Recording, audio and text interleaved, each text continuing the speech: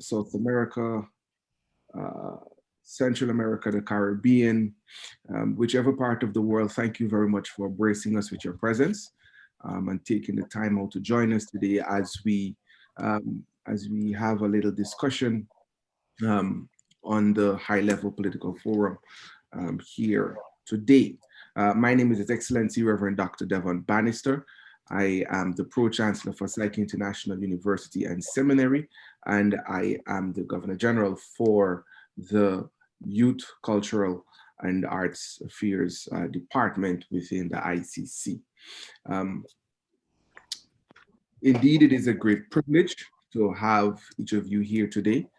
All look wonderful, bright and beautiful, and for those of you gentlemen, handsome as well. I know it's very early and we had to wake up. It's Saturday, but nevertheless, we're here and we'll have a wonderful time together. So, since 2013, the UN has hosted the High-Level Political Forum on Sustainable Development, annually under the authority of the Economic and Social Council to provide a series of events over the course of 8 days, which will be from July 6th to July 15th here, 2021. So during this period, the presentations and discussions are held to assess and review the progress of member states towards the Sustainable Development Goals and the Sustainable Development Agenda for 2030.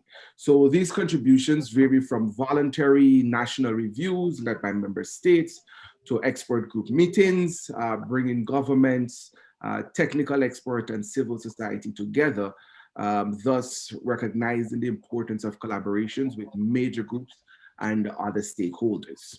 So the priority theme for this year's high-level political forum is the pertinent, sustainable and resilient recovery from the COVID-19 pandemic that promotes the economic, social and environmental dimensions of sustainable development, building an inclusive and effective path for the achievement of the 2030 agenda in the context of the Decade of Action and Delivery for Sustainable Development.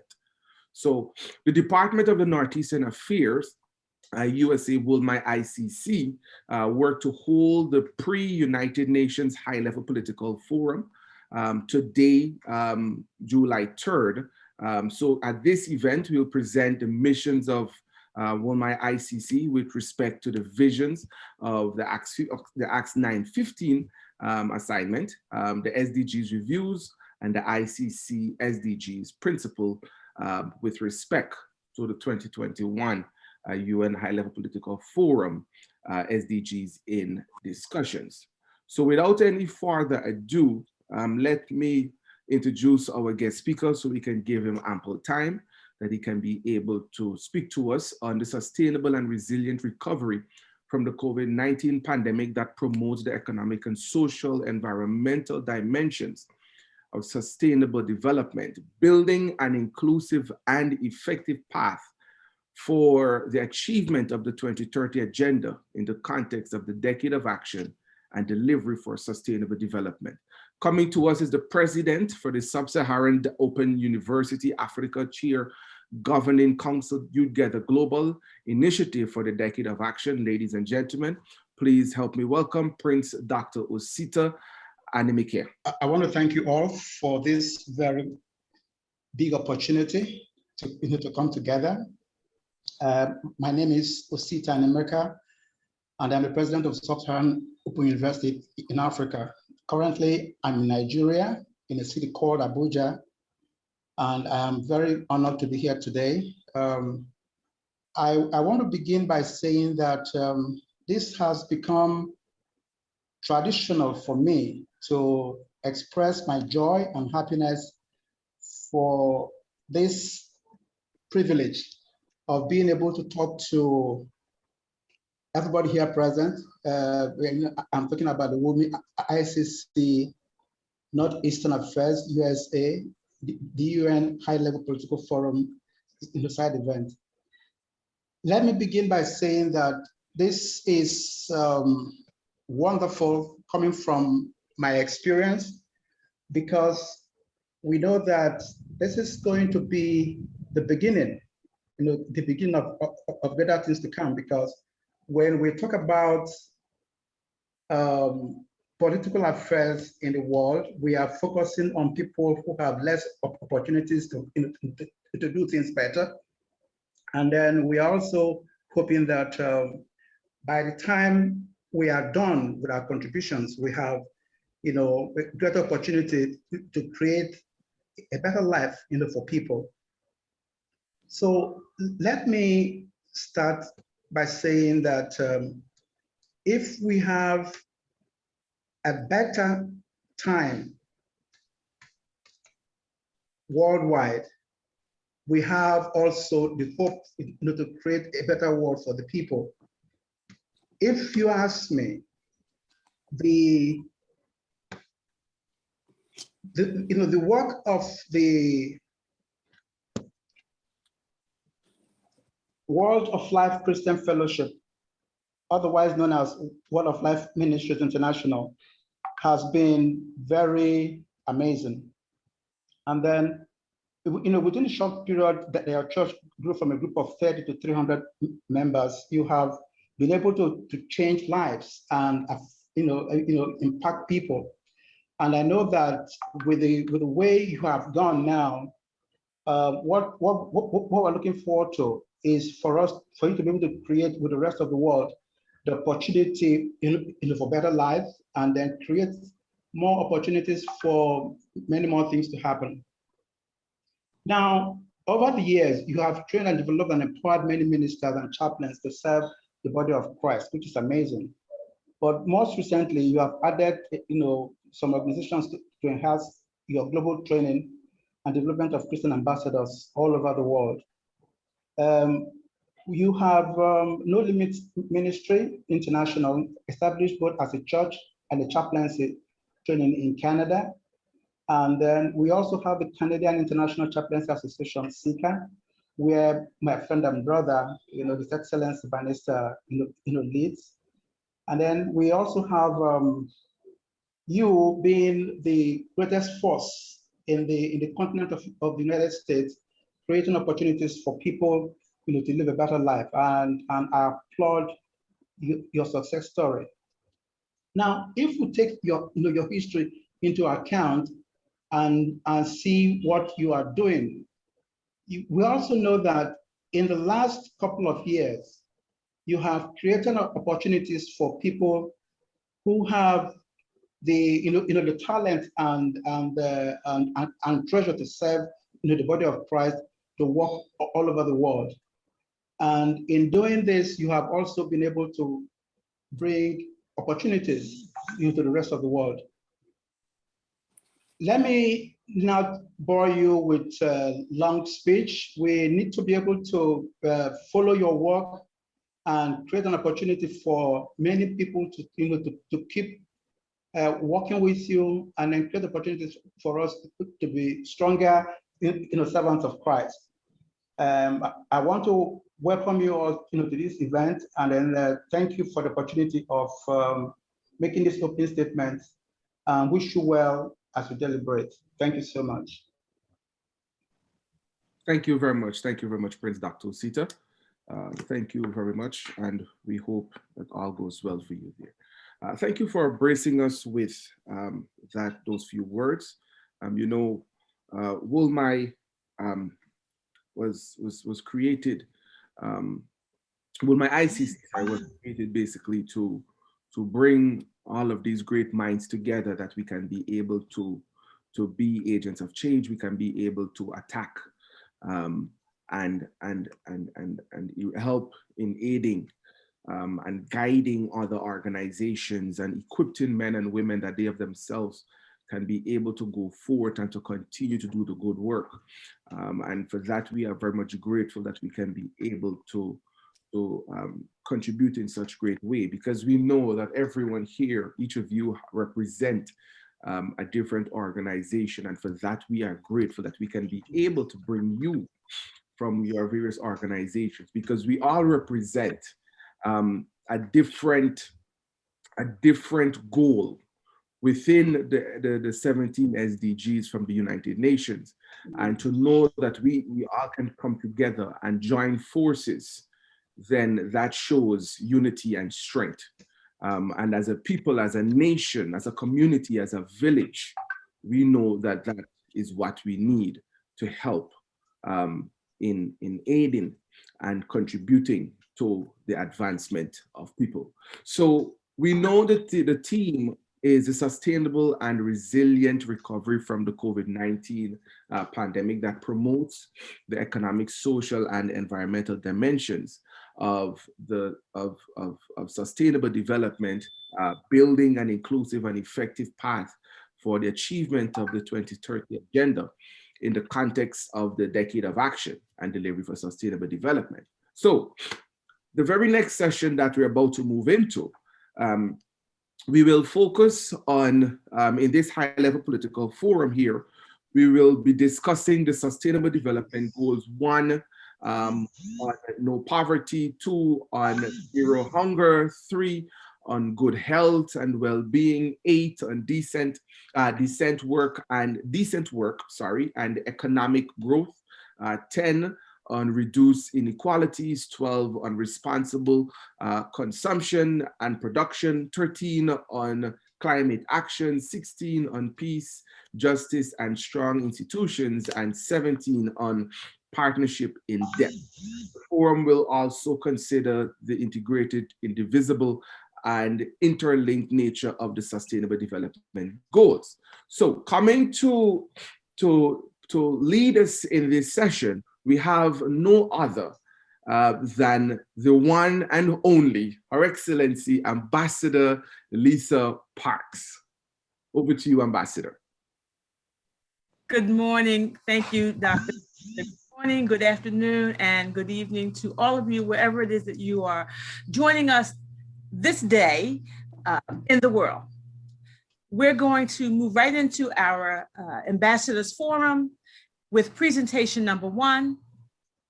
New research published by the UN World Institute of Development's Economic Research warns that the economic fallout from the global pandemic could increase global poverty by as much as 500 million people. 500 million people, at least 8% of the total human population. This would be the first time that poverty has increased globally in over 30 years, since 1990. To present this morning, Her Excellency Ambassador Minister Eunice Jurgens, you have the floor. Greetings, everyone. Can you hear me? Yes. Yes, okay. SDG goal number 1. It calls for no poverty. The official wording is to end poverty in all its forms everywhere. Members countries have pledged to leave no one behind. SDG number 1 aims to eradicate every form of extreme poverty, including the lack of food, clean drinking water, and sanitation. Achieving this goal includes finding solutions to new threats caused by climate change and conflict. SDG number 1 focuses not just on people living in poverty, but also on the services people rely on and social policy that either promotes or prevents poverty. It was estimated in 2013, 385 million children lived on less than the US dollars of $1.90 per day. 10% of the world's population lived in poverty, and they struggled to meet basic needs such as health, education, and access to water and sanitation. Extreme poverty remains prevalent in low-income countries, particularly those affected by conflict and political upheaval. In 2015, more than half of the world's 736 million people living in extreme poverty lived in sub-Saharan Africa. Without a significant shift in social policy, extreme poverty will dramatically increase by 2030. In 2016, the rural poverty rate stood at 17.2% and 5.3% in urban areas. Nearly half were children. Women face potentially life-threatening risks from early pregnancy and frequent pregnancies. These can result in lower education and income levels. Poverty affects age group differently, with the most devastating effects experienced by children. It affects their nutrition, education, health, and security, impacting emotional and spiritual development. Achieving goal number 1 is impeded by lack of economic growth in the poorest countries of the world, such as growing inequality, increasingly fragile statehood, and the impacts of climate change. Local governments play a relevant role in matters relating to poverty. Eradicating extreme poverty will require a strong economy that will produce jobs and good wages, as well as a government that can provide well-equipped schools, hospitals, and roads. World Bank Group President David Malpass says an extreme poverty has continued to rise due to the disruption of COVID-19's pandemic, which caused a global recession. The pandemic and global recession has caused over 1.4% of the world's population to fall into extreme poverty. By 2030, the global poverty rate could be about 7%. The new poor will be in countries that already have high poverty rates, and about 82% of the middle income countries will see a significant numbers of people slip below the extreme poverty line.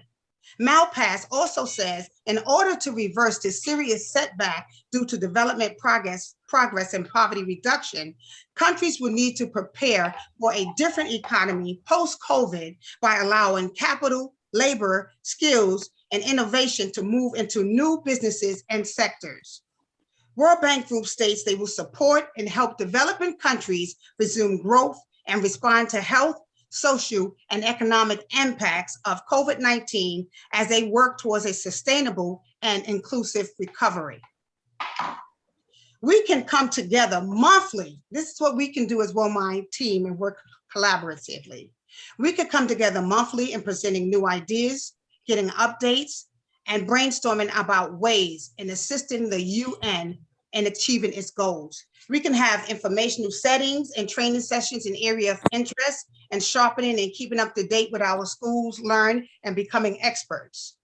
We can also, if able to, have provided opportunities in watching recorded or live sessions of SDGs political forums, meetings, which will create a sense of transparency for all members. We can also set monthly dues.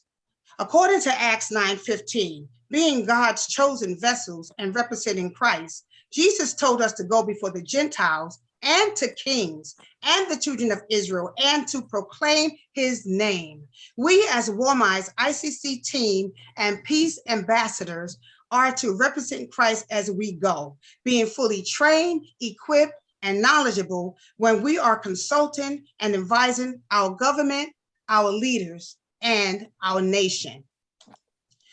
What can we do to be a part and to accelerate the part of the decade of action? Well, we have a voice. We can take local action. We can petition our government and local officials in making changes. We can create a grassroots program by getting out into the streets, making our presence known in communities, schools, and the local churches. Not only being ambassadors for Christ, but ambassadors for human rights.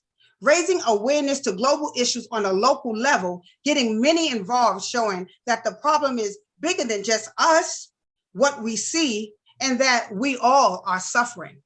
We can create ads and fundraisers on social media, for example, Facebook, and we can have GoFundMe.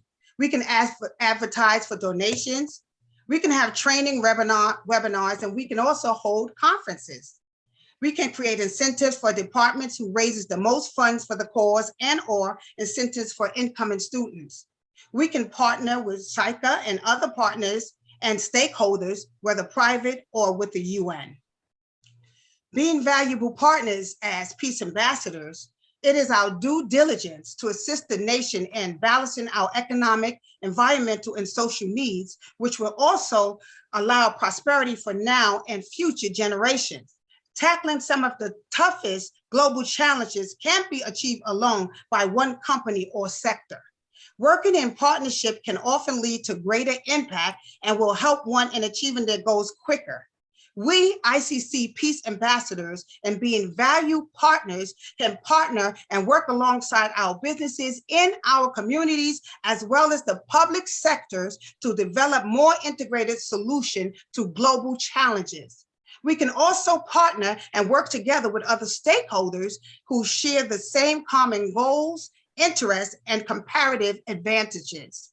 These partnerships demonstrate the great potential of how, when working together, can create innovation, impact, advance the sustainable development agenda, and address other major challenges. In conclusion, poverty is more than just a lack of income or resources. People live in poverty if they lack basic services such as healthcare, security, and education. They also experience hunger, social discrimination, and exclusion from decision-making. And the king shall answer and say unto them, verily I say unto you, inasmuch as ye have done it unto one of the least of these my brethren, ye have done it unto me. Matthew 25:40. Let's get in there as WOLMI-ICC team and peace ambassadors and make a global difference. Thank you very much. Thank you, Your Excellency, Ambassador Minister Eunice Jergis. That was a beautiful presentation. Presentation number 2. Beyond income, businesses can influence other dimensions of poverty, such as limited opportunities and capabilities. These interlinked dimensions include food and nutrition insecurities, lack of access to basic quality services, such as healthcare, education, and sanitation, and low empowerment and personal security. Several of these dimensions, especially for the poor, are closely related to the environment. For example, health is directly affected by declining environmental qualities in ways that the poor may find harder to address as individuals. These multi-dimensions of poverty, while suitably measured, convey a more complete picture than provided by the income indicator alone. Businesses' roles in poverty eradication also should address framework conditions for poverty. For example, by engaging in policy dialogue for the provision of basic goods and services where they operate. Your Excellency, Ambassador Dr. Sennett Davidson, you have the floor. Great. Good morning. Thank you. Thank you so much, Excellency. Good morning, ambassadors, Dr. Philip Van and WOLMI team. God is good. So, eradicating poverty. Can you hear me okay? Several poverty alleviation programs throughout the world, and especially in Africa, initiated by both government and non-government organizations, NGOs, aimed at the common and the alignment poverty has been, well, not so successful. Instead of reducing the incidence of poverty, which they're solely aimed, these programs tend to serve as means for draining the national resources due to the pursuit of parochial interests and results for fostering corruption and dishonesty. For the successful implementation of these programs, the government and the information agencies must take more proactive approach and specifically look into the areas of the poor and management and the poor accountability among staff. Also, poverty is the multi-dimensional issue, hence is cannot be focusing only on the sector of the economy. Strategies for the poverty reduction must be also be multi-dimensional focusing of all sector, as well as the emancipation of the poor, strengthen the existing of poverty elevation strategies, ensuring good management could be a major way towards effective performance of existing poverty elevation programs. The problem of poverty in Africa and some part of the Caribbean is over the years engaged the attention, international community, governmental and non-governmental agencies, including Africa scholars. Poverty in African countries is the massive, pervasive, and chronic, engulfing a large proportion of society. In Nigeria, human conditions have greatly deteriorated partially in the last couple of decades, which real disposable income of the dweller and malnutrition rates in the increase, the situation are more critical. So what is poverty? This is only the universal way of defining poverty because of the affects many aspects of human conditions. However, the conventional concept of poverty, despite in the condition in which people live below this specified minimum income level and are unable to provide basic necessities of life needed for exceptional standard of living. Poverty is a plague which affects people all over the globe, some part of the globe and to the Caribbean. Okay, perception of poverty. Poverty has illustrated using different criteria, such as glaring defects in the economy. Evidence is mass popularization of the working class, the professional class, including artisan mass unemployment and poor welfare services, absent of lack of basic necessities of life, including material wealth, commonplace regular flow of wages and income, and inability to sustain a oneself based existing resources. It is a situation within the Nigerian context, therefore, following the conditions. Number one, household or individual below the poverty line and whose incomes are insufficient to provide their basic needs. So I'm a bit nervous. So household or individual lacking access to basics, services, political contracts, and other forms of support. Number three, people in isolated rural areas who are lack. Indicators of poverty. Measures of economy, performance, and standard of the living of population are used to indicate poverty. They include the poverty gap index, income gap index, which measures the soft fall of or gap between the average income of the poor, and the poverty line index measuring the extent to which distribution of income or consumption spending among individuals. Hi, let me see, go to number.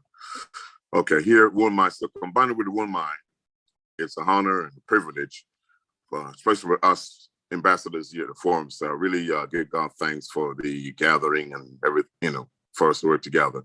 Now here at WOLMI, has been formed a courageous strategy to design, build, fund, manage humanitarian for-profit development projects that eradicates systematic poverty, mission building families, communities around the world, and third and fourth world communities to eradicate systematic.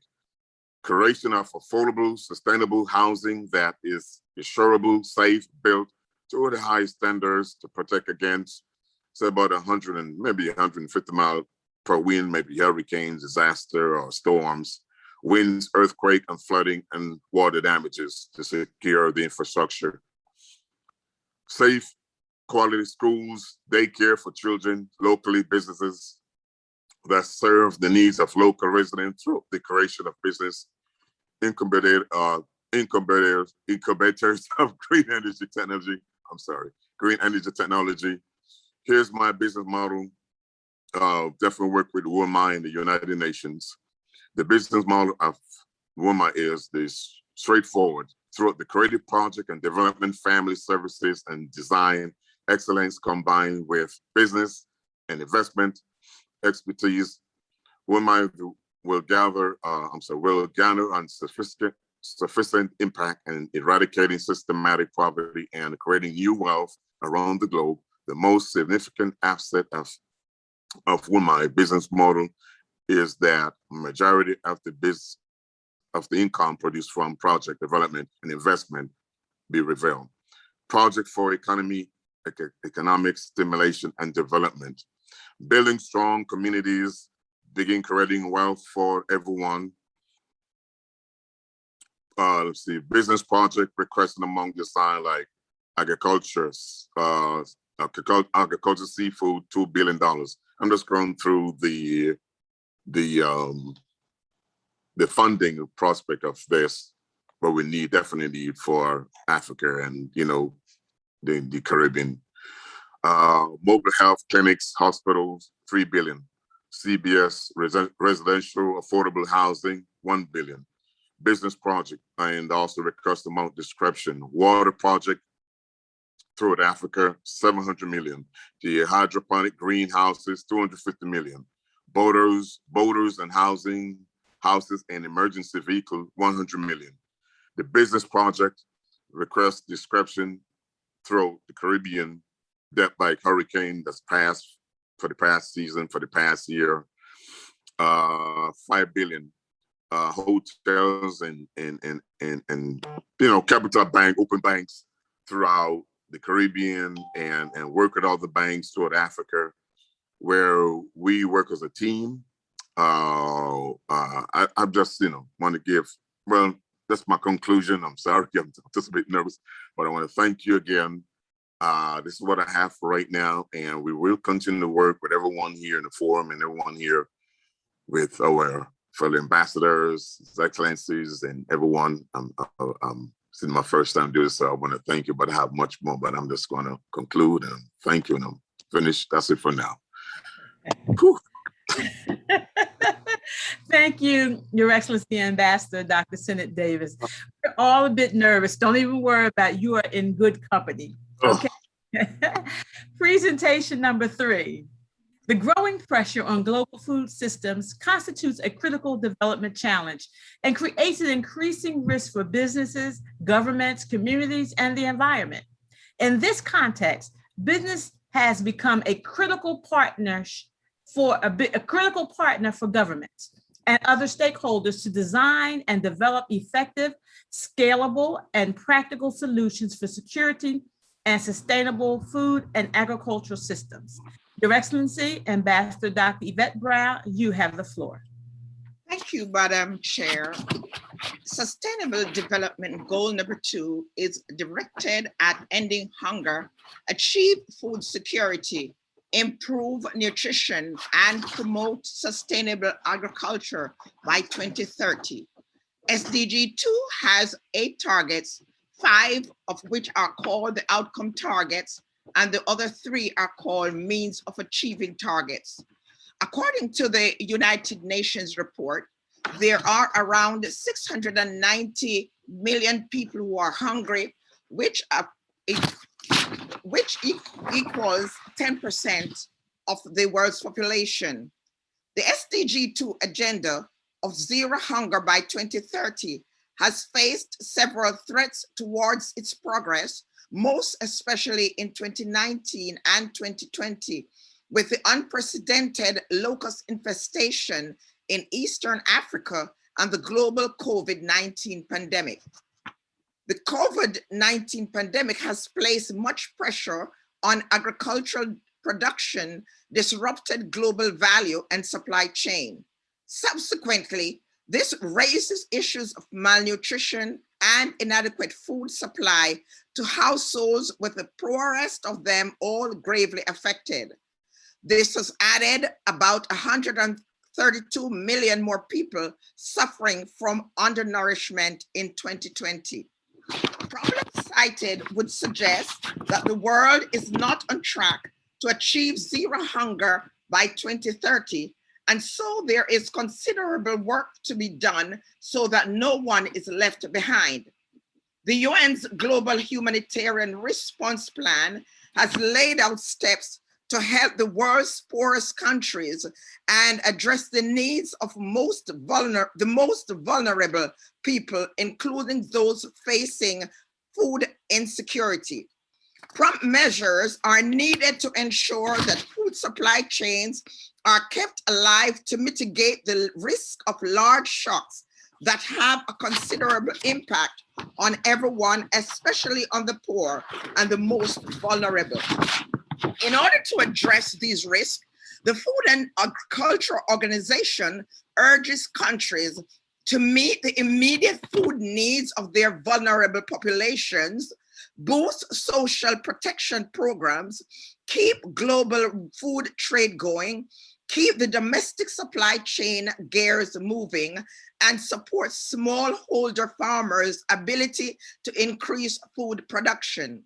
To accomplish these efforts, there must be a shared and collaborated effort among the stakeholders and organizations to do things like strengthening food production and distribution systems, which are keys to fighting hunger, doubling the agricultural productivity and the incomes of small-scale food producers, particularly women and others, by 2030. Secure and provide equal access to land, other productive resources and inputs, prevention of import of genetically engineered or modified organisms intended for sowing, growing, and cultivation, as well as their circulation. Establish a high efficient agricultural sector which can be built on the latest technologies and provided with researchers and highly skilled professionals. The WOLMI International Consulting Cabinet is being guided by and in accordance with the mandate and principles of fully fulfilling the Act 19 assignment. Its mission is to train, develop, empower, equip, and certify ambassadors across the globe to become marketplace ministers of the gospel and change agents, whilst operating and serving in their communities or nations with a high degree of competence and effectiveness. With this in mind, ICC can play a major role in helping to accomplish the SDG 2 goal by 2030. As a global academic organization, agriculture could be made a part of its curriculum from the ground level of education through to the university level. Develop a pioneering educational program, especially for children, with activities for the SDG 2 would strengthen the awareness of the agenda.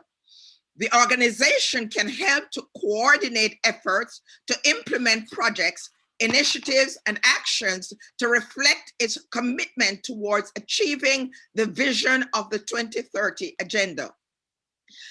ICC could partner with stakeholders to merge technology with agriculture, encourage young people to study in the field of agriculture by partnering with private sectors in giving certificate courses and awards as incentives. They could also help to bring greater awareness to the value of homegrown organic food, especially fruits and vegetables, and also assist with the integration of the economic, social, and environmental spheres. Through collaboration, ICC could also assist with giving recognition to farmers. They could also assist with projects aimed at improving nutrition for school children and food security. Another major role that ICC could play is collaborating with government and other stakeholders in the area of improving data collection and analysis on sustainable development. This includes strengthening the capacity for analysis and generating detailed disaggregated data on gender, ethnicity, age groups, habitats, and regions or administrative distribution. ICC, working together with stakeholders, help to build strategic partnerships with key regional institutions, promoting sharing of knowledge, lessons learned, and best practices between states and other regions, as well as ensuring maximum synergies with existing initiatives. It enhances the fundamental principles of transparency and involvement, which is reflected in the scope of stakeholder engagement. The Building Back effort after COVID-19 will have some emerging risks and threats that will be encountered with food security while trying to fulfill the 2030 SDG agenda. However, With a global effort, determination, and resilience, the goal can be accomplished. It is very important that the whole of a society approach is utilized to combat hunger, and the interconnectedness of the SDGs showcase key examples of the role of the stakeholders, private sector, civil society, academia, youth networks, and ordinary citizens in advancing the SDGs at the national level. In my conclusion, to do this, all sectors of society, through collaboration and shared vision, can establish healthy lifestyle principles for all populations, starting with the poorest layers of each society. Ambassadors of WOLMI, being trained and equipped, can play a major role in helping to build back a better and greener world by 2030. I thank you. Back to you, Madam Chair. Thank you, Your Excellency, Ambassador Dr. Yvette Brown. Presentation number 4. Health is a fundamental human right and key indicator of sustainable development. Poor health threatens the right of children to educate, limits economic opportunities for men and women, and increases poverty within communities and countries around the world. In addition to being a cause of poverty, health is impacted by poverty and strongly connected to other aspects of sustainable development, including water and sanitation, gender equality, climate change, and peace and stability. Your Excellency, Ambassador Dr. Maureen Brown Phillips, you have the floor. Thank you, Madam Chair. The objective of Sustainable Development Goal number 3 is to ensure healthy lives and promote well-being for all at all ages. The World Health Organization defines health as a state of complete physical, mental, and social well-being, and not merely the absence of disease or infirmity.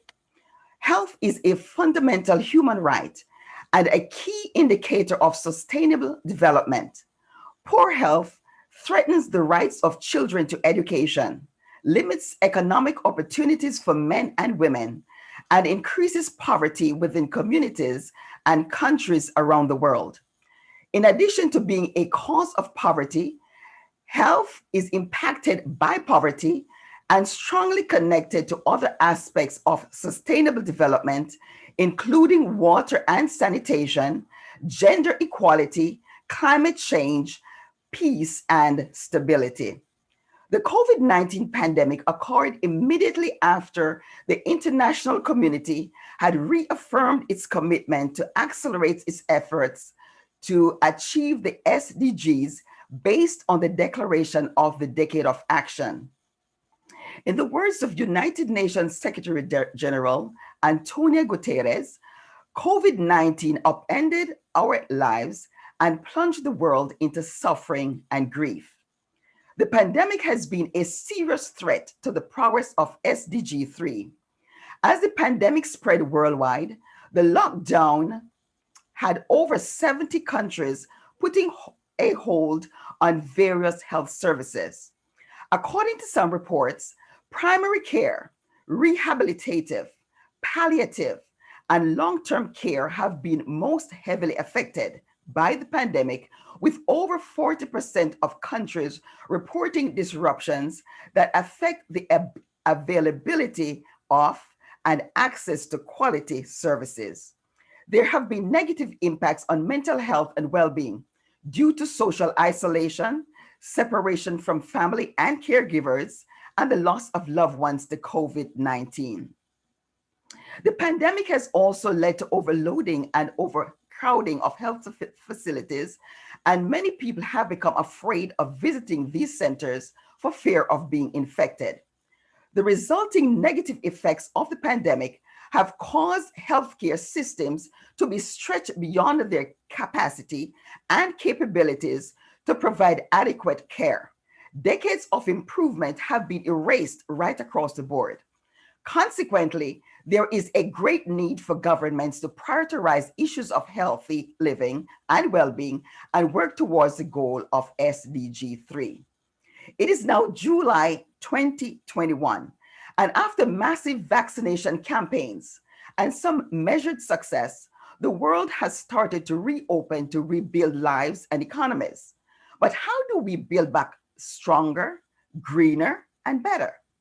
Being guided by and in accordance with the mandate and principles of fulfilling the Acts 915 assignment, WOLMI-ICC's mission is to train, develop, empower, equip, and certify believers across the globe to become marketplace ministers of the gospel and change agents, whilst operating and serving their communities or nations with a high degree of competence, effectiveness, and functioning accordingly in their inherited roles as distinguished kingdom ambassadors. How can ICC assist in helping to build back better with the leave no one behind principle? A comprehensive and meaningful approach needs to be taken and should include collaboration and partnership with multiple stakeholders like government officials, public institutions, NGOs, private sector, youth, academia, women, advertising agencies, healthcare institutions, and civil society organizations. One measure is to develop competitive human capital through increasing investment in education, research, and development. Psycho University can leverage their global access and accreditation to form partnerships with academia to create varied curricula and offer certificate courses locally and globally. Funding can be provided through partnership with the public and private sectors, grants, scholarships, endowments, etc. Through diplomacy, ICC can help influence ministries of health to scale up access to primary healthcare and community-based services like clinics, urgent care facilities, etc., and help advocate free healthcare for all. Women comprise a large percentage of the health workforce, yet is underrepresented in the decision-making process. To help overcome these severe and systemic inequalities through creative partnerships and collaboration, ICC can help push for policies to be instituted to change that. ICC can develop a stakeholder engagement plan, which includes holding community town hall meetings, webinars, using social media, utilizing collaboration and creating partnerships, etc. Also of vital importance is creating access to high quality, reliable, up-to-date, and disaggregated data on gender, ethnicity, age groups, habitats, and regions or administrative districts. This will entail developing relationships with both local and global partners to secure agreement to data sharing. ICC can develop implementation strategies to include creating an internal revenue and implementation board comprising heads of all departments, outside stakeholders, and accountability partners. They can arrange to meet twice per year for assessment and review of SDG implementation. ICC can develop a work plan roadmap with key deliverables aligned with the high-level political forum deadlines. These are steps they can follow to help protect societies and recover better, leaving no one behind and addressing the very fragilities and gaps that made us so vulnerable in the first place. WOLMI Peace Ambassadors can be included as valuable partners in implementing the goals and raising global awareness. Psycho University can offer certificate courses to peace ambassadors like mental health and hygiene, biblical counseling, prison and hospital ministry protocols, leadership empowerment training, crisis intervention, CPR training, budgeting and finance, preventing care services, etc. In my conclusion, the 17 Sustainable Development Goals of the 2030 Agenda help us to imagine and reach a shared target of economic growth, social inclusion, and environmental protection. They are an important roadmap for social transformation that looks ahead to a new era and anticipates the future. Coming out of this crisis will require a whole of society, whole of government, and whole of the world approach driven by compassion and solidarity. Through collaboration and shared partnership, together we can build back greener, stronger, and better, and leaving no one behind. I thank you. Back to you, Madam Chair. Thank you, Ambassador Dr. Maureen Brown Phillips. Presentation number 5. Businesses are engines for job creation and economic growth and foster economic activities through their value chain. Decent work opportunities are good for business and societies. Companies that uphold labor standards across their operations and value chains face lower risk of reputational damage and legal liabilities. Your Excellency, Ambassador Dr. Monica Sanchez, you have the floor.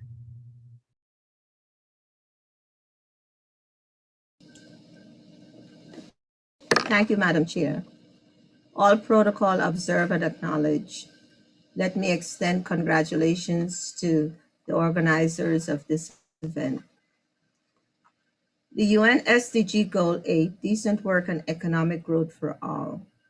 This goal can be referred to as the brain of the 17 goals. Since Goal 1 that we just heard about, Goal 2, Goal 3, Goal 10, and Goal 16 and 17 partnership, of course, are all codependent on Goal 8 to succeed.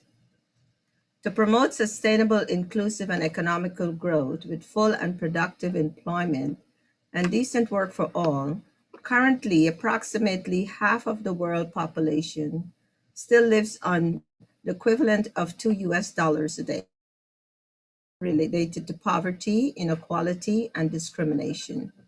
The SDG 2030 goals are a mandate of what is expected of the world in 2030, but this mandate did not predict COVID-19. At the time this mandate was put in place, we now have to deal with COVID-19 and the results of the pandemic, the difficulties it has created, many emergencies, disasters that now compile this difficult task of accomplishing this goal. Let's examine some of the outline and structure that must be addressed to accomplish this goal. Economic growth in accordance with national circumstances, higher level of productivity in economics, support productive, active, and growth of micro, small, medium, and large enterprises, and give them access to finances, improving progressively global resource, economic growth, framework of sustainable and consumption in developing countries, equal pay for work of equal value to achieve full and productive employment, and decent work for all, including those with disability.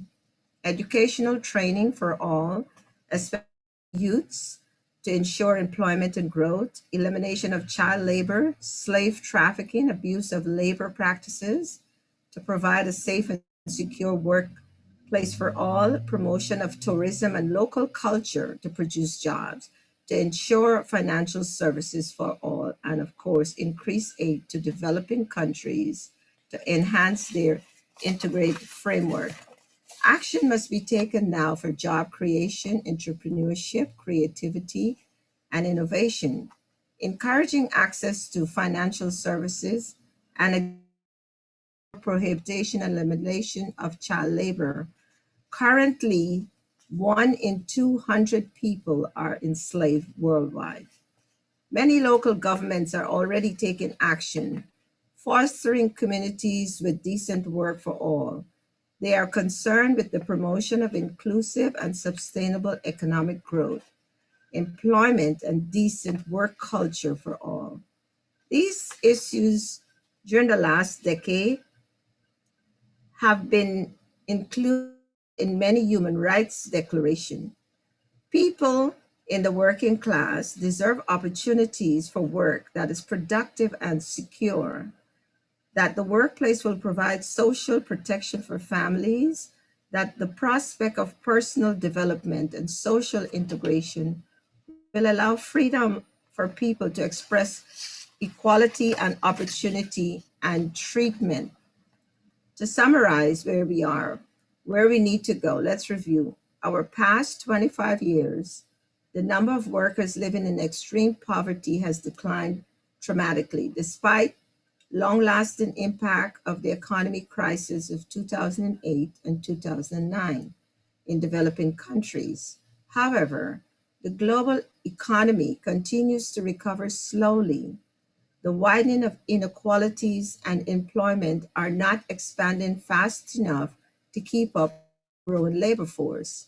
It is said that in 2015, more than 204 million people are unemployed worldwide. Now, with the COVID-19 pandemic crisis, the numbers are much higher because the devastating crisis the pandemic creates must now be addressed. We must work to achieve higher level of productivity, technologically innovation, promoting policies and have no poverty. If we are to leave no one behind, then goal 8 is essential as in the heartbeat of all the goals.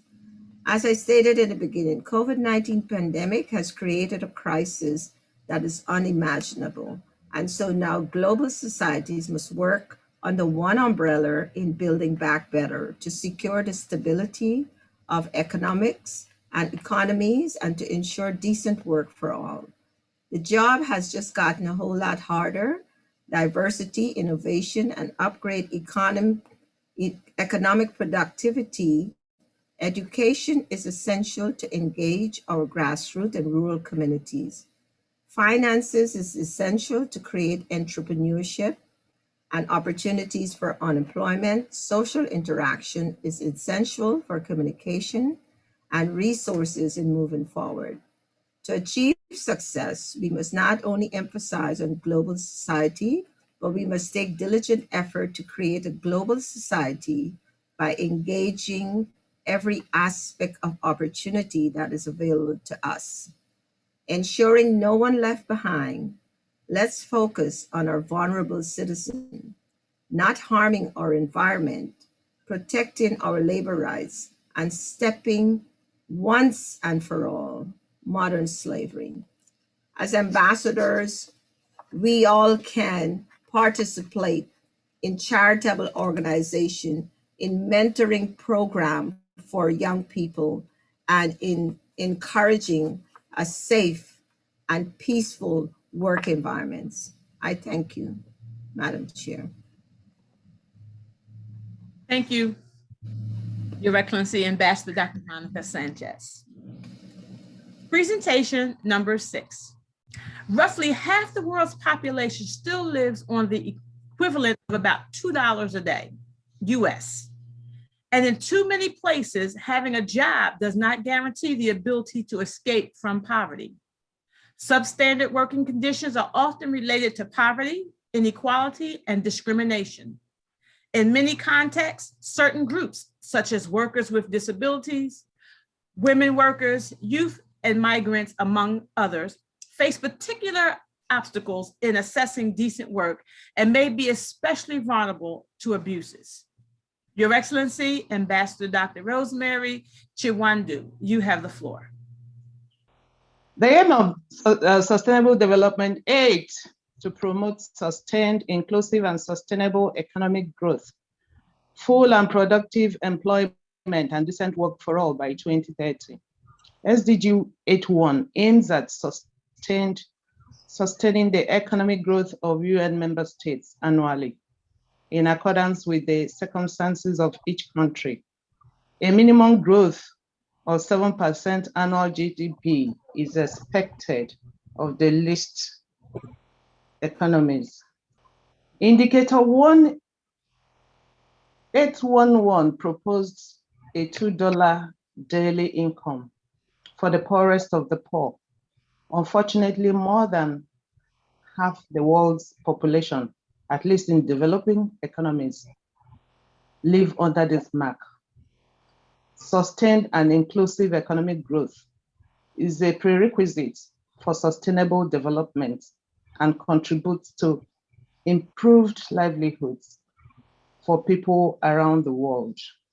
The issues of women, people living with disability, trafficking, modern day slavery, child labor, forced labor, migrants are all contained in SDG 8.5, 6, 7, and 8.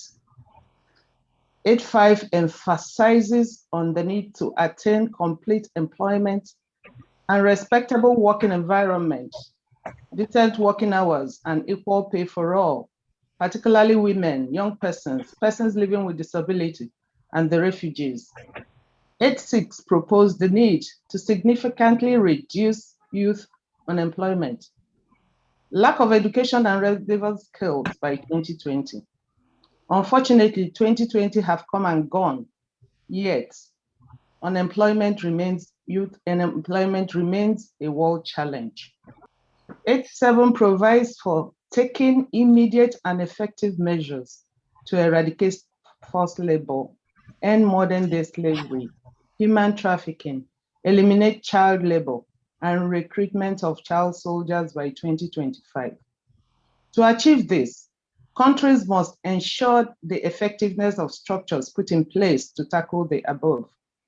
SDG 8 aims at protecting labor rights and promoting safe and secure working environment for all workers, including migrant workers, particularly women migrants and those in precarious employment.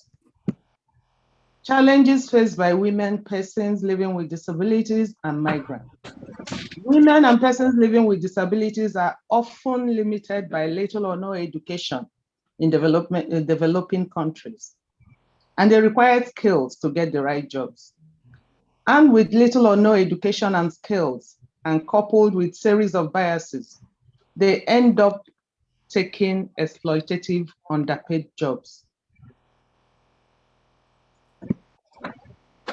Other challenges include unequal pay by some employers, lack of required structures and gadgets for persons living with disabilities, particularly in underdeveloped economies, unfair internal work policies like pregnancy discrimination, sexual harassment by some employers and superiors. I must say, though, that this is a plague suffered by both sexes, but women are more on the receiving end. Challenges faced by migrants. I would say that in Nigeria, we really don't have issues of migrants. What we have in Nigeria are issues of internally displaced persons due to the activities of Boko Haram and other insurgent groups. Nigeria has over 3.2 million internally displaced persons. These are mainly farmers who have been separated from their known means of livelihood and are desperately in need of alternatives. While we wait for those alternatives, some sort of succor should be provided for these IDPs to ensure their daily livelihood. Youth unemployment is a global challenge, but it's more in underdeveloped countries. Youth unemployment was at 14.2% as at 2020 in Nigeria. There's a graph of youth unemployment in Nigeria between 1999 and 2020. It only plunged in 2015. But for the other years, it has been permanently on the increase. Modern day slavery and human trafficking and child labor. Victims of trafficking are often lured into it with promises of better life in other destinations. This indicates that trafficking is a sign of economic state of the nation. Data has it that about 42,517 victims were trafficked in Nigeria in 2020. The issue of child labor I believe, stem from the lack of income or low income of parents, and will only abate when most parents, particularly women, earn some sort of livelihood and are able to provide for their children. In fulfillment of the mandate of Acts 19 assignment, WOLMI-ICC can engage the governments of UN member states and their policymakers to see that provisions of SDG 8 are included in their action plans, and also ensure qualitative implementation of same. ICC ambassadors can partner with NGOs to advocate for the implementation of the provisions of SDG 8 and engage in shadow reporting on the level of and quality of the implementation. It can fund or attract funding and partner with NGOs and chambers of commerce to set up schemes for the targeted demographic group. It can also give support to micro, small, and medium enterprises, which are the main sources of income for the average population of underdeveloped countries. It can engage in skills acquisition training for youth, women, and other vulnerable groups. Education, I must say, are indeed, and practical skills are indeed a sure way of increasing employment for the youth. WOLMI-ICC can also have youth ambassadors that will influence their peers on acceptable ways of appearance and behavioral pattern, because appearance still remains the main reason why some of our youths are not employed. Talk about the issue of child soldiers. We can, as peace ambassadors, engage warring nations on peace settlements, because once there's no war, there won't be need to engage children as soldiers. I want to believe that we should give an account of our work, with the work entrusted unto us by God, by influencing humanity. So let's get to work and make sure that when we get there, we shall not be asked who we are. Thank you, and God bless you. Thank you, Ambassador Dr. Rosemary Chiwandu. Presentation number 7. Inequalities in income and wealth are severe and have been widening globally. The richest 1% of the world's population now control up to 40% of the global assets, while the poorest halves own just 1%. Income inequalities between countries is higher than within a large majority of countries, such that individual incomes are still largely associated with a person's citizenship and location. Wide and often mutually reinforcing disparities are also evident within countries, including disparities in terms of rural, urban disparities, household wealth, gender, ethnic minorities and indigenous people, migrant status, and disabilities. Your Excellency, Ambassador Dr. Angela Gracie, you have the floor. I am here today to speak on SDG Goal 10, reducing inequality within and among countries. There are 10 targets for SDG 10. The first 7 targets are outcome targets, and the other 3 targets are means of achievement targets. Inequality exists in various forms of discrimination based on sex, race, economic status, and disability, and in every segment of our society.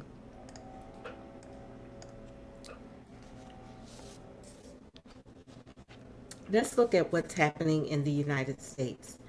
In the United States, we continue to see women and girls, men and women disenfranchised, abused, marginalized because of their race, sex, ethnicity, and economic status. During the COVID pandemic, hundreds of thousands of citizens at the lower end of the economic scale were devastated at a massive and disproportionately high rate. Loss of jobs, homes, rising death tolls, political instability, all of these factors have served to instill fear and insecurity among the citizenry. However, what it has also done is expose pervasive racial and gender inequality and discrimination. And I just wanted to mention a statistic. The Gini coefficient is the measure by which inequality is measured.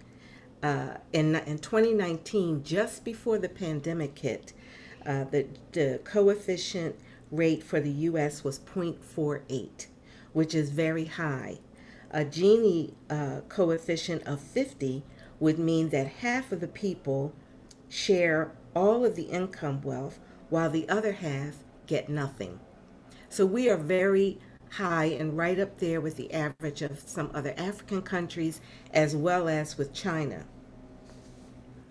While diversity and inclusion are to be applauded, the presence of these does not mean equality is guaranteed.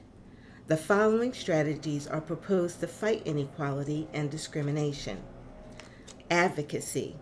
By bringing awareness supporting initiatives and legislation that will remove barriers to inequality.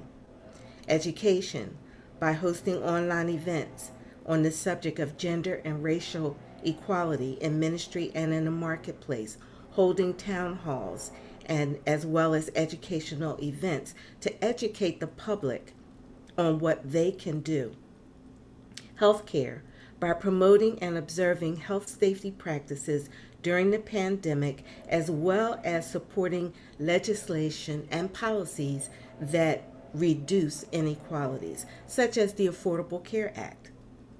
Employment, support workplace reform and policy and procedures as the reopening process continues. Mental and spiritual health.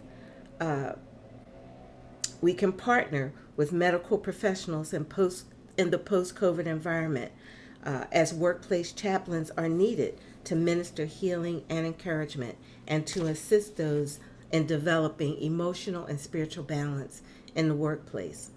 We have a number of hindrances and challenges that would threaten success in this area.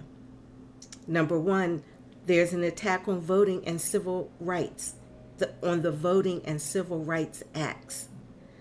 Low minimum wages, discontinuance of federal assistance, the ongoing health crisis, such as new strains of the coronavirus that have recently surfaced, and acquiring vaccines that address those strains.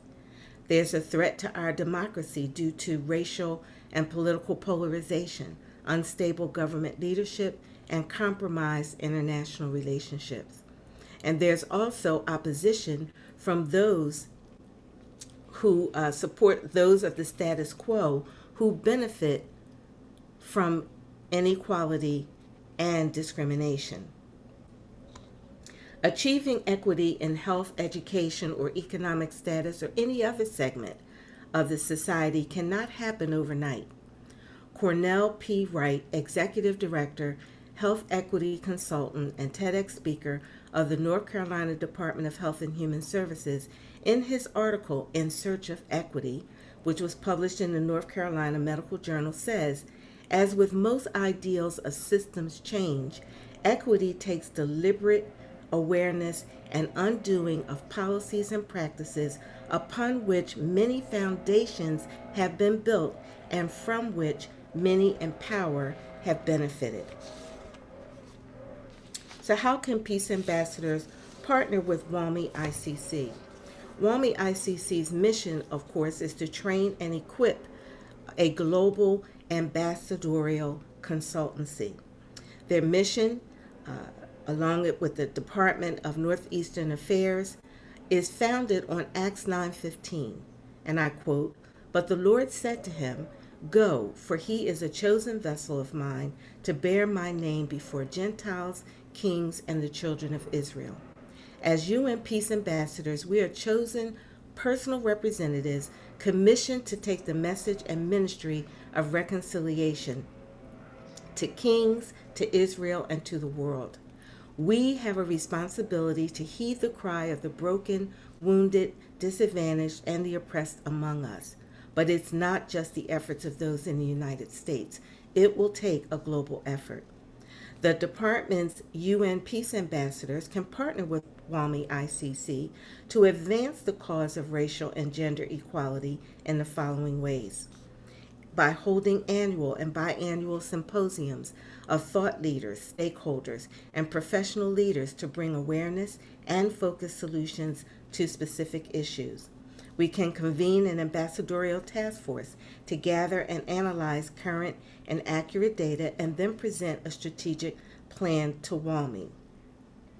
In collaboration with other ICC departments, each year we can choose a different area of focus depending on the need culturally, politically, or in the economic climate. We can also serve to establish small business development initiatives as a sustainable solution to economic disparities, especially among women.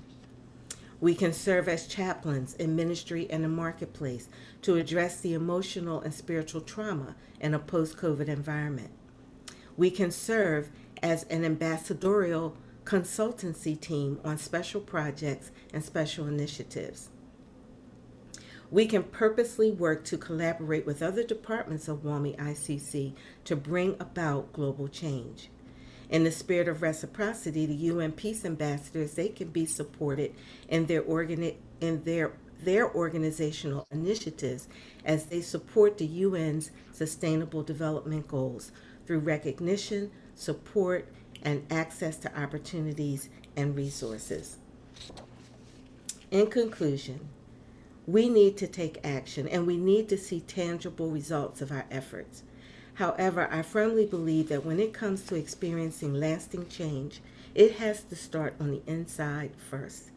No amount of money, legislation, protests, or political bullying can change the heart of a man. There has to be a renewing of the mind, a change of heart to have sustainable change. That's what real reformation is all about. Thank you. Thank you, Your Excellency, Ambassador Dr. Angela Gracie. Presentation number 8. Inequality and income wealth are again severe and widening globally. Wide and often mutual reinforcing disparities are also evident within countries, especially our developing countries. We need to change that. While 40% of the global assets is with the 1% of the world's richest, we want to shift the balance of that. Your Excellency, Ambassador Dr. Esther Okoye, the floor is now yours. Thank you, Madam Chair and fellow panelists. As this, though it's stressful, but it's a good exercise. Sustainable Development Goal 12 or Global Goal 12 is about responsible consumption and production. It is one of the 17 Sustainable Development Goals established by the United Nations in 2015. The official wording of SDG 12, according to UN, is to ensure sustainable consumption and production patterns.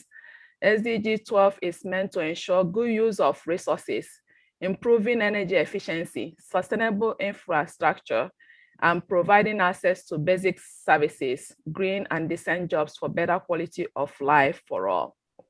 The SDG 12 has 11 targets to be achieved by at least 2030, and progress toward the targets is measured using 13 indicators. A few key facts and figures that can help illustrate the devastating detrimental impacts of worldwide sustainable issues, the inequality of they create and possibilities of changing them. Based on its current lifestyle, the human population by 2050 will grow to the point in which the equivalent of 3 planets worth of the Earth's raw material is needed to maintain itself. Despite it being a scarce resource, our world continues to use water in greater quantities while putting a strain on its natural cycle. Our world also pollutes the water faster than it can naturally purify itself. Every year, 1.3 billion tons of food is completely wasted by both consumers and producers. And despite this fact, 690 million people struggle to feed themselves worldwide, while over 38 million children under the age of 5 were reported overweight or obese back in 2019. Though there are still disparities in how many people have access to reliable source of electricity, if we all collectively switch to energy efficient light bulbs, the world could save up to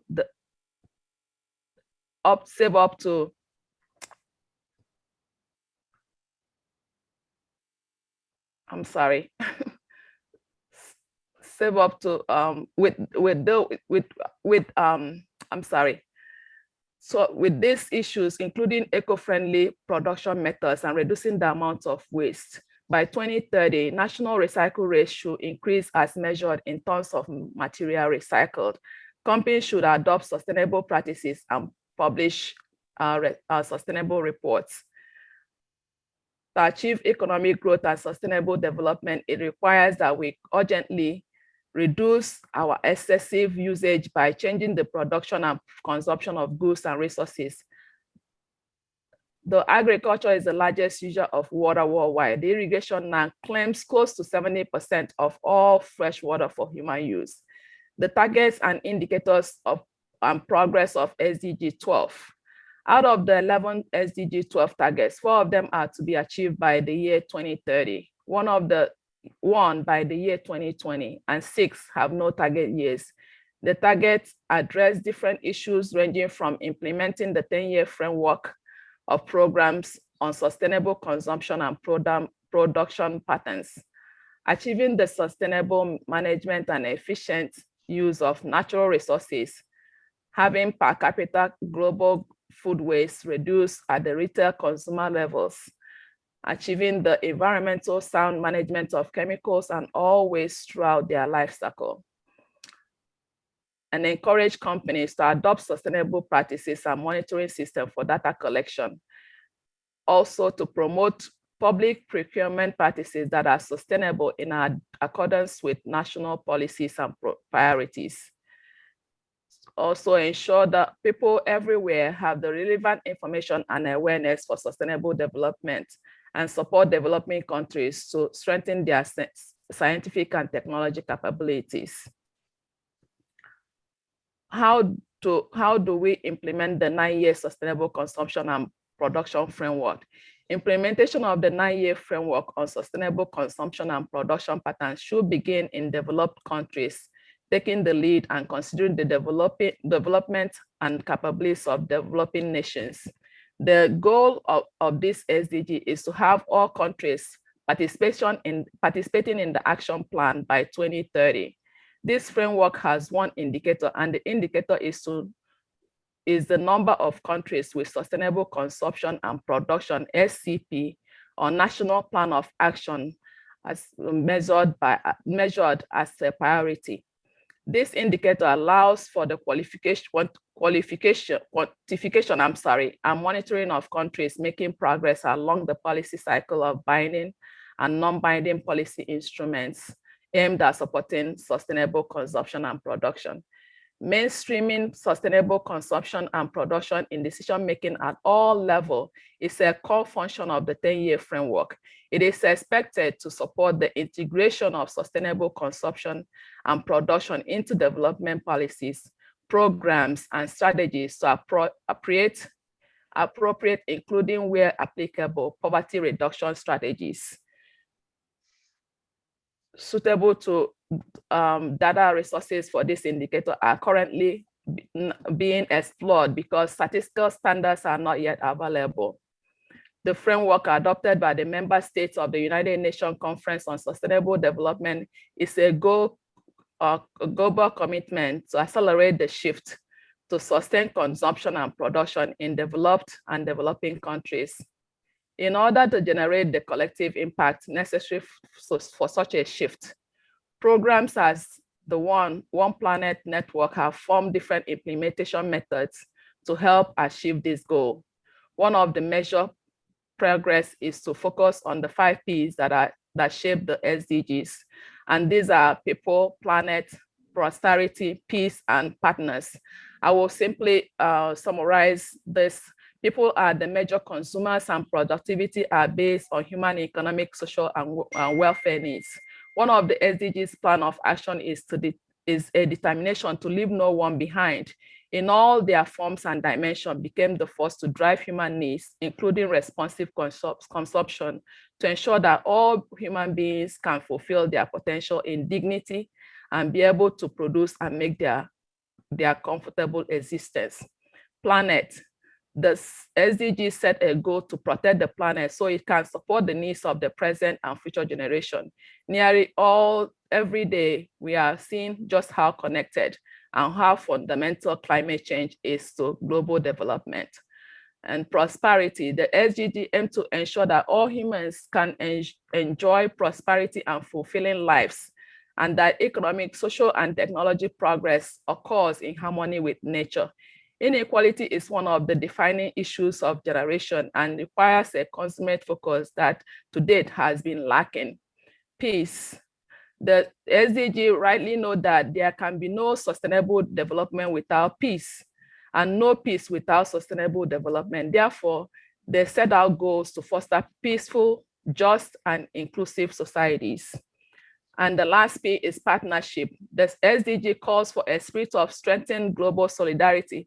Problems across the geographies and sectors require collaboration that does as well.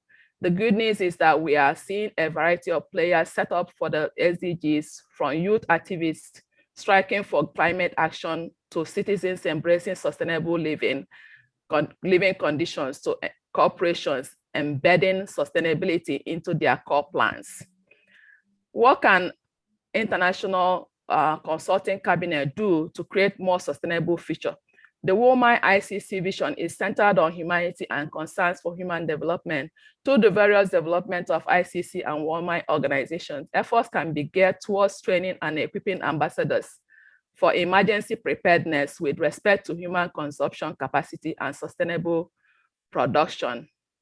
Secondly, skills and adequate information curriculum and guidelines should be provided to the departments on ambassador building back better drive to equip them with outreach tools to address emergency situations.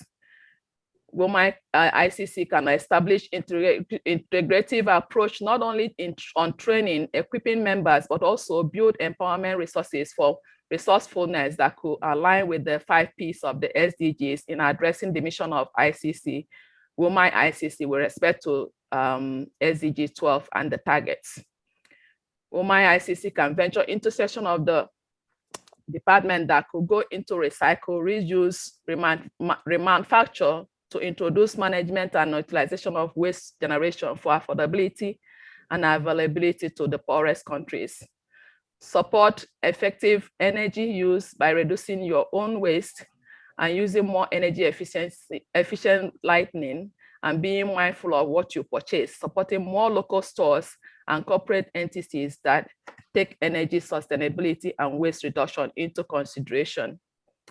As Kingdom ambassadors with regards to us 915 decision on SDG 12 targets, as ambassador, we should develop a monthly consulting meeting schedules to help us establish a team spirit, brainstorm ideas, and provide more insights and advanced training for skill building. Support governmental and non-governmental agencies and stakeholders in creating reasonable and systemic change in their environmental protocols. Develop efficient multi-segment stakeholders and volunteerism among communities to deal with grassroots issues. Establish an active data collection and manage solution to help regulate and establish system of monitoring. ICC, WOLMI-ICC can also collaborate with the World Bank for solicitation of funds to finance and finance the sustainability agenda and develop a system of education for diverse population via webinars, face-to-face conferences, and tutorials. Finally, as custodian of the earth resources and our kingdom ambassadors, the earth is our environment, and we're the managers. We must create awareness to the devastation and detrimental outcomes of our daily activities and how it impacts the planet. It is our duty to create a better environment for the future, especially for the next generation. To create a lasting change, we must alter our consumption habits, limit waste production, and endeavor to use products that are biodegradable, reuse and recycle items as needed.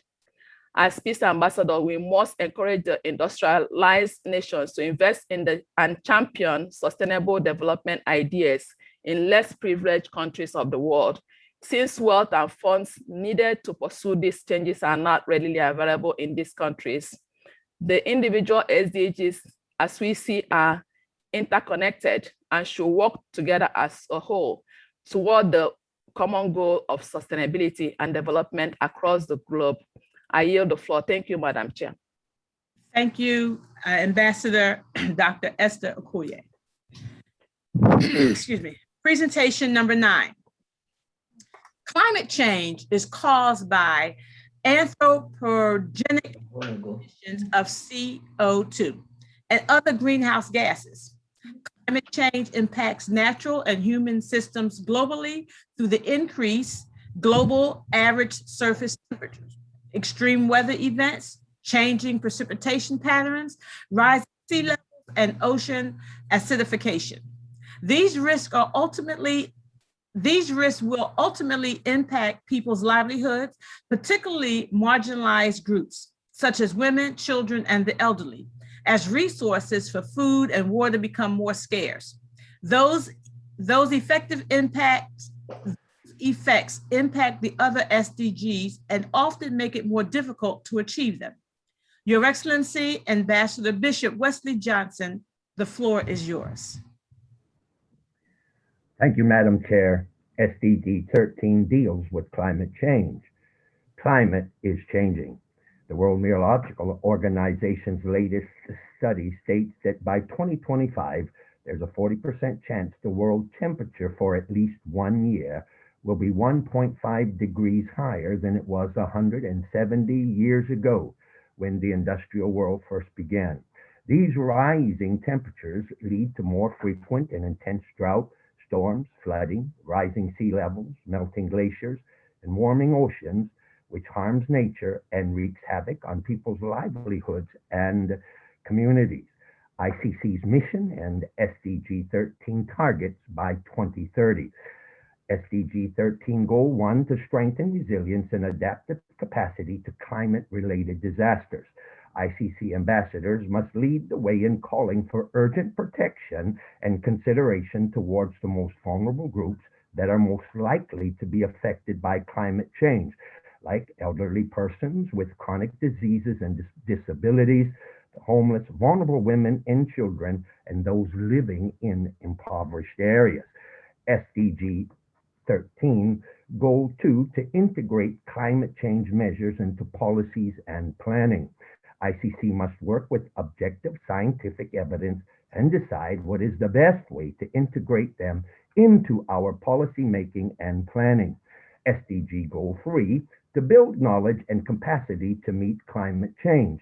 ICC must continue to gather, print, and publish timely and internationally consistent data on the state of climate change and its impact.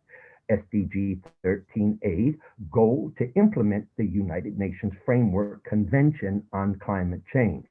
ICC peace ambassadors must work with the UN to help secure financing from developing countries and international resources to help ICC combat climate change. SDG 13B's goal to promote mechanisms to raise capacity for planning and management. ICC's drive for reduction of global warming must be based on public investment led growth in green digital and inclusive technologies. Additional steps train peace ambassadors on all 7 continents to aid in the fulfillment of the SDGs set forth by the United Nations. Build or acquire facilities for ICC strategic training and distribution centers in key areas around the world by training and education. This ensures that all our peace ambassadors have the necessary support and literature needed to work alongside of leaders on all levels of government, charities, and groups laboring in unison with the United Nations to help reduce climate change. Impact on the church.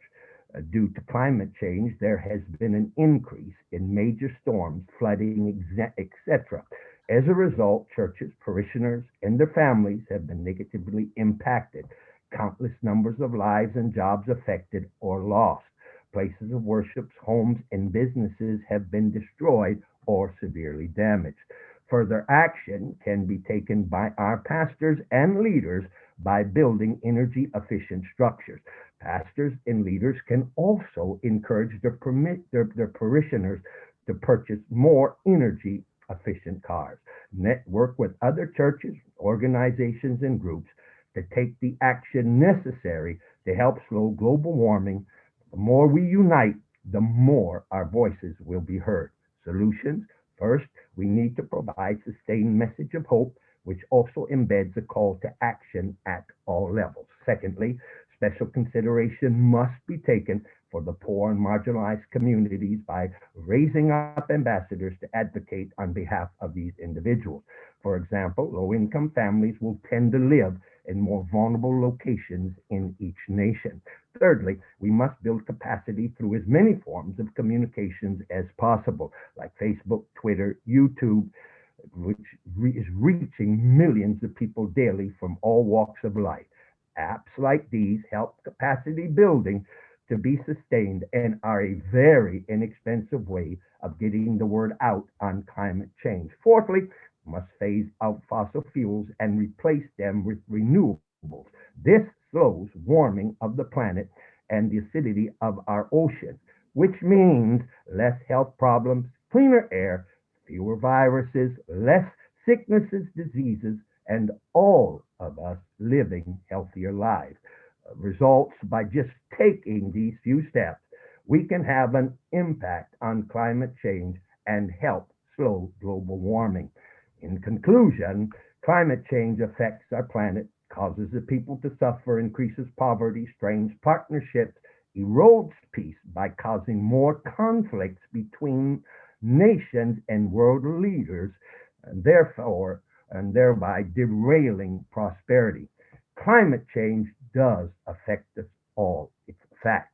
We must all make the necessary sacrifices and changes required if we're going to have an impact on climate change and slow global warming, not just for our sake, but for the sake of our future generations. This is why WOLMI-ICC's mission, training, equipping, and preparing kingdom ambassadors in diplomacy to become consultants and advisors to governments and private sector leaders must be fulfilled. Thank you again. I now yield. Thank you, Your Excellency, Ambassador Bishop Johnson. Presentation number 10. Peace, transparency, accountability, and the rule of law are essential to the achievement of sustainable development. The primary targets of all of the goals, the primary targets of Goal 16 include ensuring equal access to justice for all, inclusive, participatory, and representative decision-making, ensuring public access to information, developing effective accountability and transparent institutions, and enforcing non-discriminatory laws and policies for sustainable goals.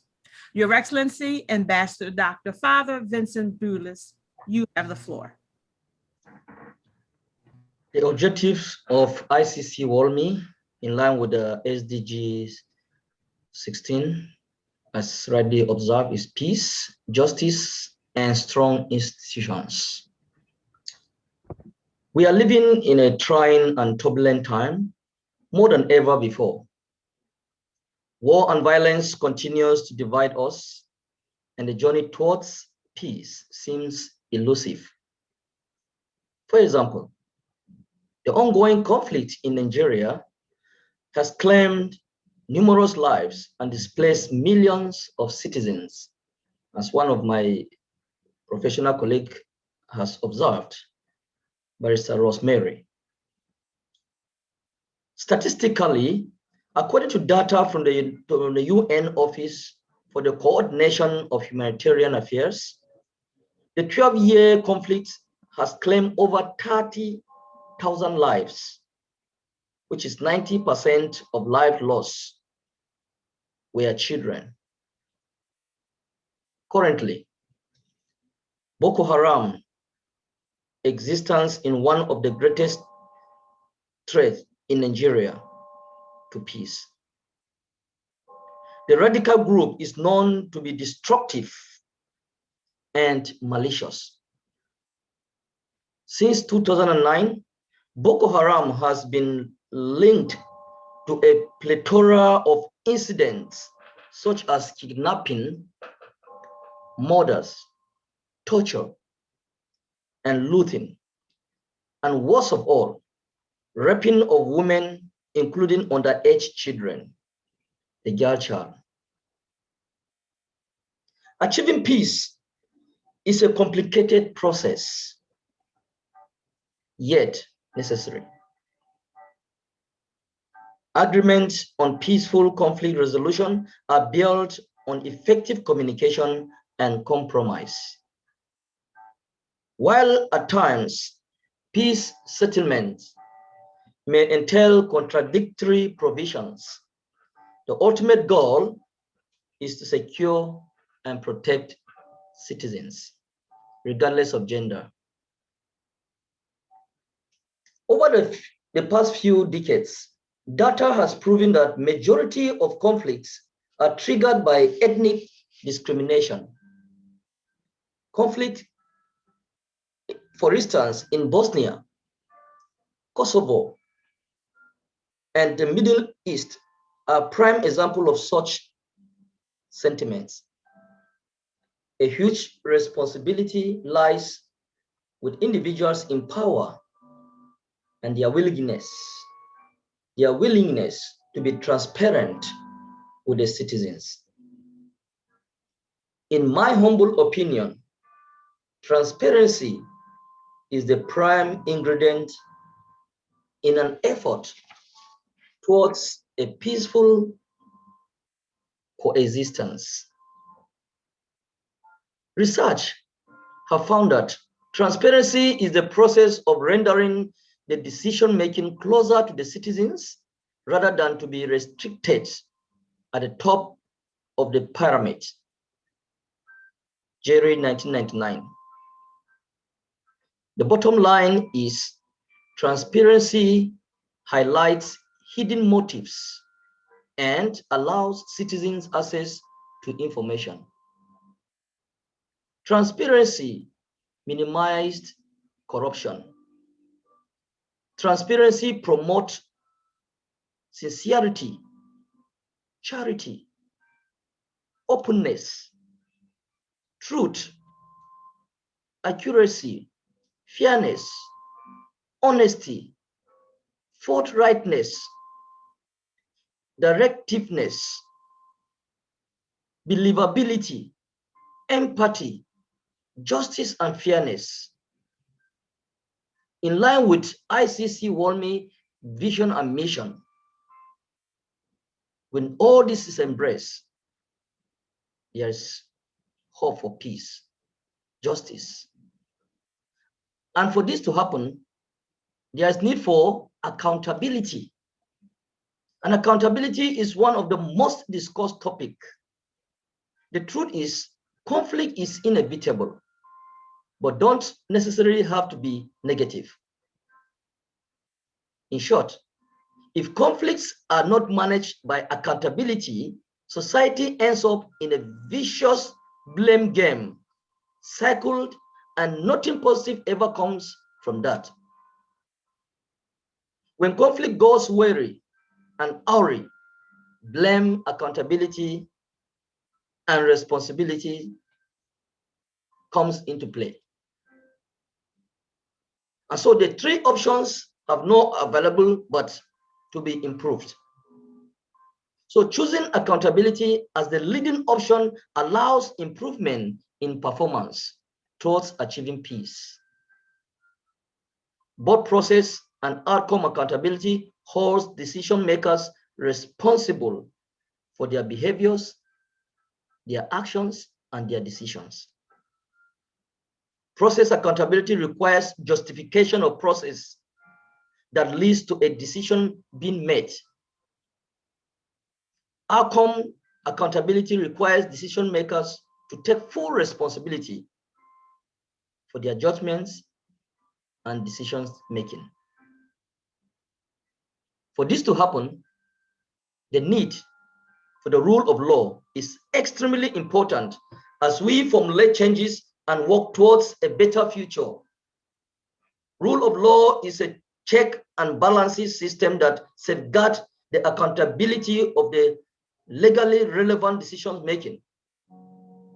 Enforcement and support for rule of law in line with ICC WOLMI vision is the answer to majority of ongoing conflicts, as it ensures that citizens are treated with equal respect and concerns.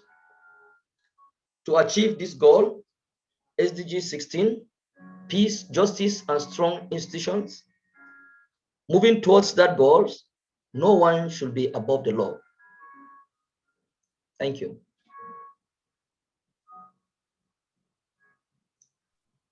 Thank you, Your Excellency, Ambassador Dr. Father Vincent Bulis. Presentation number 11. The Sustainable Development Goals aim to significantly reduce all forms of violence and work with governments and communities to find lasting solutions to conflict and insecurities. Strengthening the rule of law and promoting human rights is key to the process, as is reducing the flow of illicit arms and strengthening the participation of developing countries in the institutions of global governance. Promoting peace and justice is one of 17 global goals that make up the 2030 Agenda for Sustainable Development. An intricate approach is crucial for progress across multiple goals. Number 12.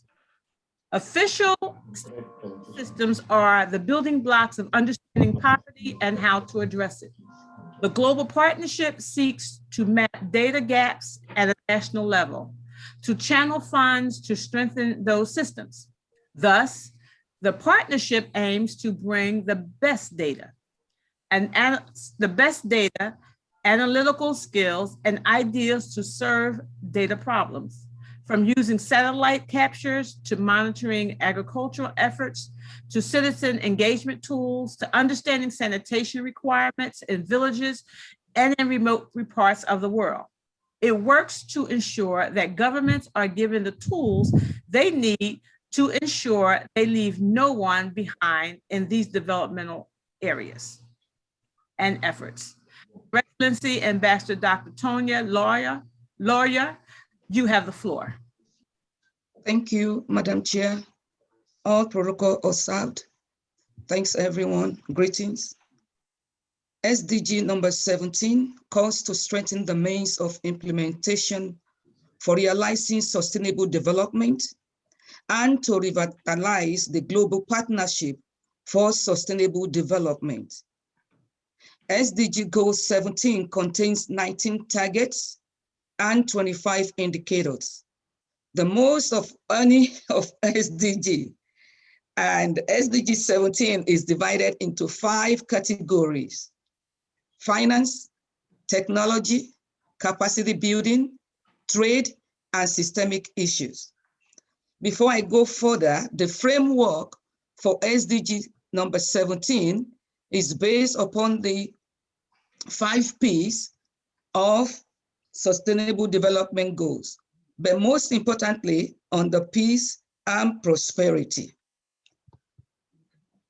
SDG goal number 17, partnership. Why is this very important? Partnership is needed for us to use across country for collaboration so that all the goals together, goals number 1 to 16, including 17, can all be inclusive for action, especially in this decade of action. The partnership is a call for countries and institutions to align policies together. The partnership is for vision, for improved, more equitable trade, as well as coordinated investment initiative in order to promote sustainable development across the borders. This is highly essential for us as WOMI and ICC. Why is this very important? To support capacity building in developing countries according to SDG goals, target number 9, and also to improve access to technology and technology development in emerging countries, and especially in developing countries as well. In connection with ICC and WOMI Act 915, I will start with what we need to do, and this is investment and stewardship. It is also an excellent opportunity for us to start investment, to engage with new impact economy, so that we can use sustainable development goals to drive financial returns through creating social and environmental value for our community and for nation at large. Capacity building.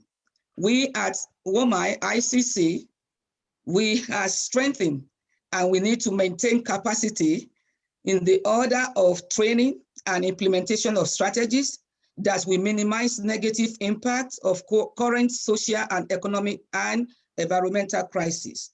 We need to develop more on training and capacity building for all our peace ambassadors across the continent, across 7 continents.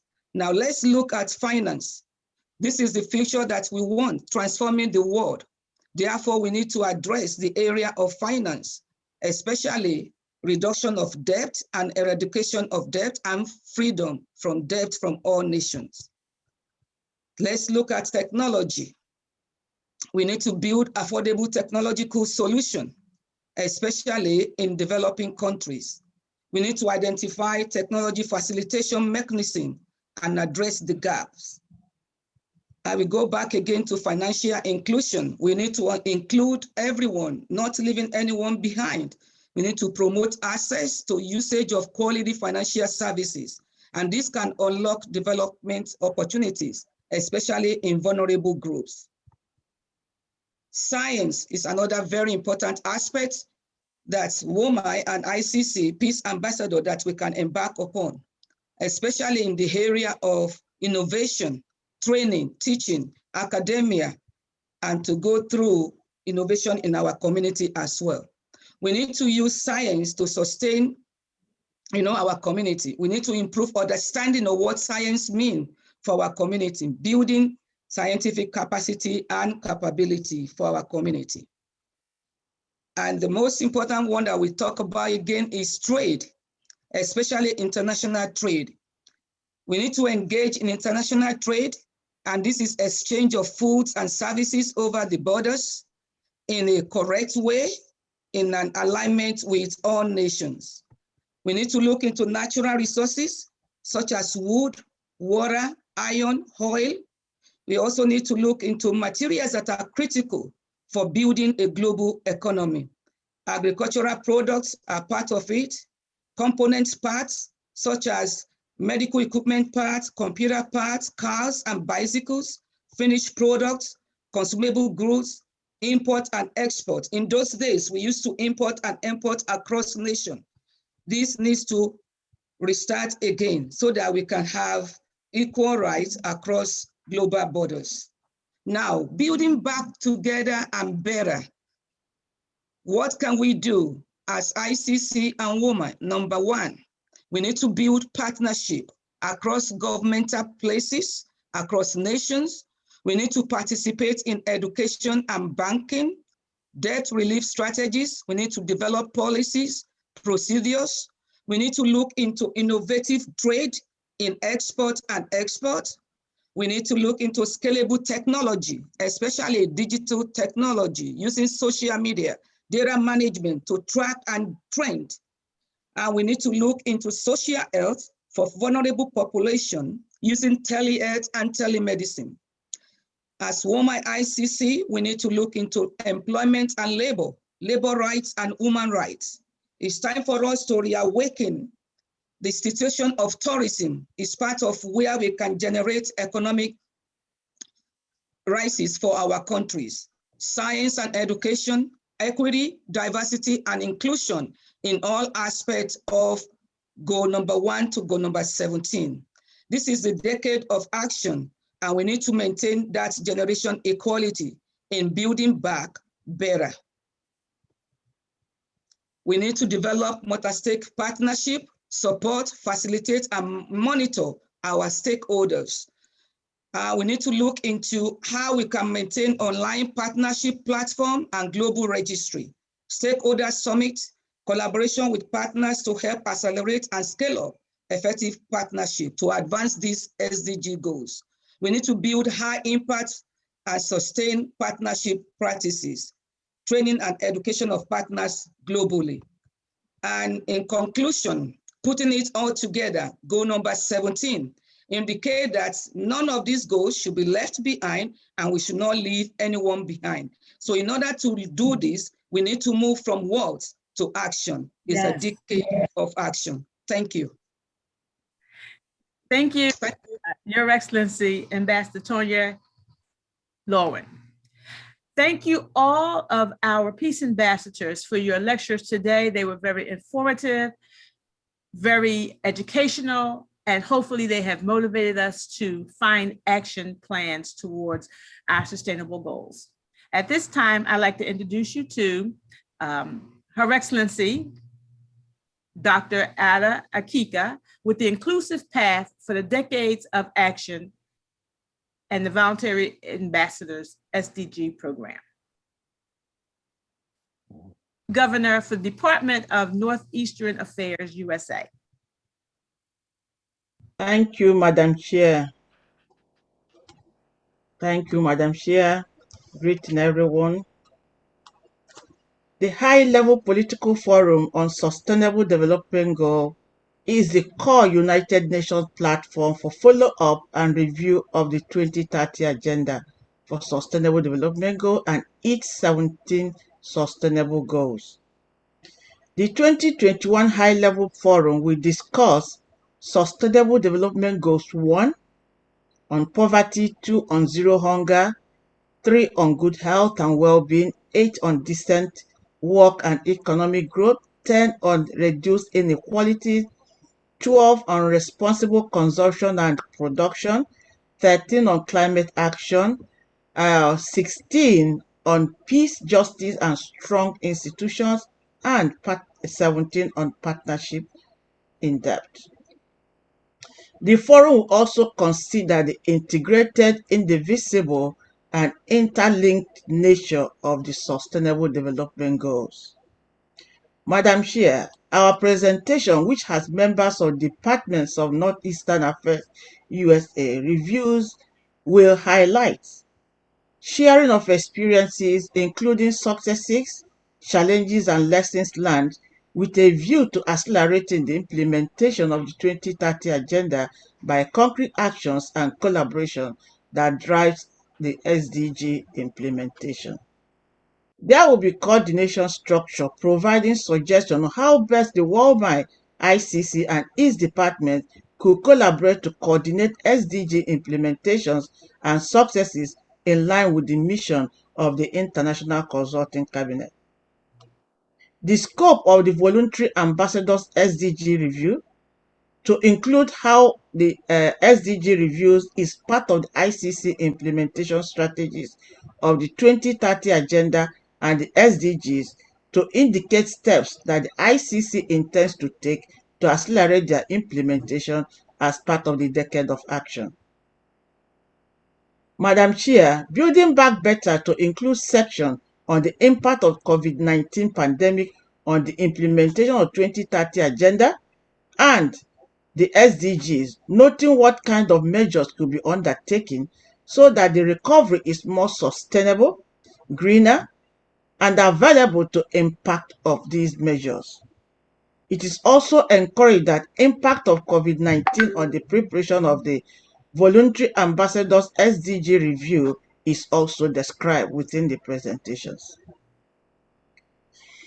The Department of Northeastern Affairs intends to develop a stakeholder engagement plan, identify key stakeholders, methods of engagement, and other means through which stakeholders' contribution could be gathered to establish a more institutionalized mechanism to engage peace ambassadors, which can be used for future involvement in the implementation of the development agenda. We also wish to develop implementation strategies to include time. We need to allocate time processes and timeline for integrative collaboration, contribution and sharing from within the ICC department. Ambassador participation, PMP, to include participatory and inclusive sharing of ICC peace ambassadors, noting its relevance to build wider global possession of a revitalized partnership for sustainable development at its core, having ICC peace ambassadors as valuable partners in implementing the goals and raising global awareness. The HRPF event of Department of Northeastern Affairs, Madam Chair, will adopt the Voluntary Ambassadors SDG review with recommendation to International Consulting Cabinet Secretariat in appreciation of the efforts of the Peace Ambassadors of Northeastern Affairs USA as the outcome of its section. We want to appreciate or apprehend that the 2021 High-Level Political Forum is a point of turn and action-oriented movement for the Department of Northeastern Affairs, USA. And we want to thank the visionary of the ICC WOLMI, His Excellency, the Right Honorable Dr. Philip Pin, for his encouragement to the department to place us on the platform to practicalize our position as peace ambassadors in the diplomatic manner by making this statement and presentation as we kick off the High-Level Political Forum 2021, which is intended or which will start on the 6th of July next week. I thank you. Thank you, Madam Ambassador Dr. Ada. This concludes all of the lectures from the Peace Ambassadors. And at this time, I'd like to turn over the remaining part of our program to my fellow co-moderator, His Excellency Ambassador Dr. Devin Bannister. The floor is now yours. Thank you very much, Her Excellency Ambassador Lisa Parks. Wonderful job, well done, excellent, love it. Thank you very much to all of you speakers for such wonderful presentation and for your contribution in regards to your suggestions and your recommendations as to how WOLMI ICC can contribute, and then at the same time, like I said before, how all of the organizations represented here, even though we all come together to work under one umbrella under WOLMI ICC. Like I said, we all represent different organizations at the same time, and it's wonderful to know that every organization, even though you are a part of WOLMI ICC, you have something to contribute in ways in which you can be able to come together to work. We know that throughout the years and over the past year, even though the pandemic, the COVID has occurred and hit the world, we can see that a lot of change has made in the education system when it comes to poverty, when it comes to electricity. A lot of things were curbed and a lot of adjustments were made. So for that, again, thank you very much to all of you wonderful speakers for what you have done. So at this time, let me step aside and bring to the forefront to come and speak to us on the 2021 High-Level Political Forum and the vision of this International Consulting Cabinet for WOLMI-ICC.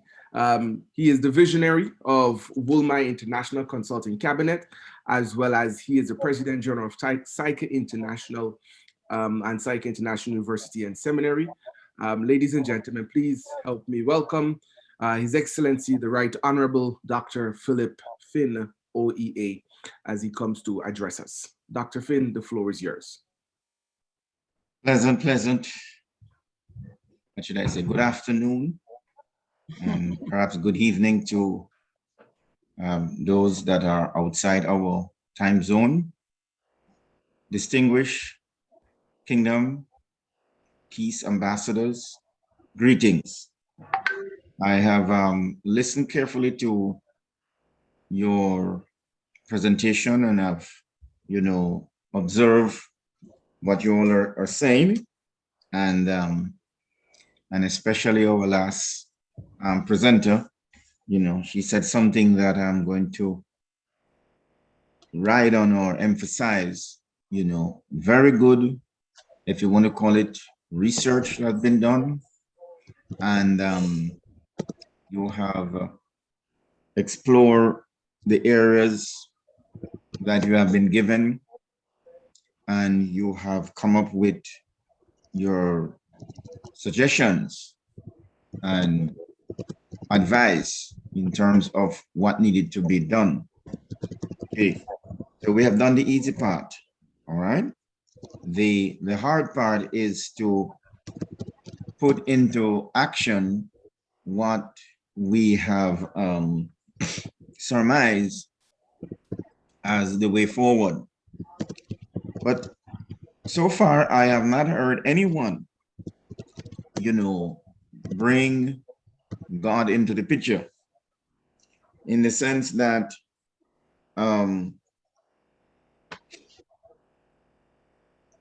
everything that we do at WOLMI, we put God first.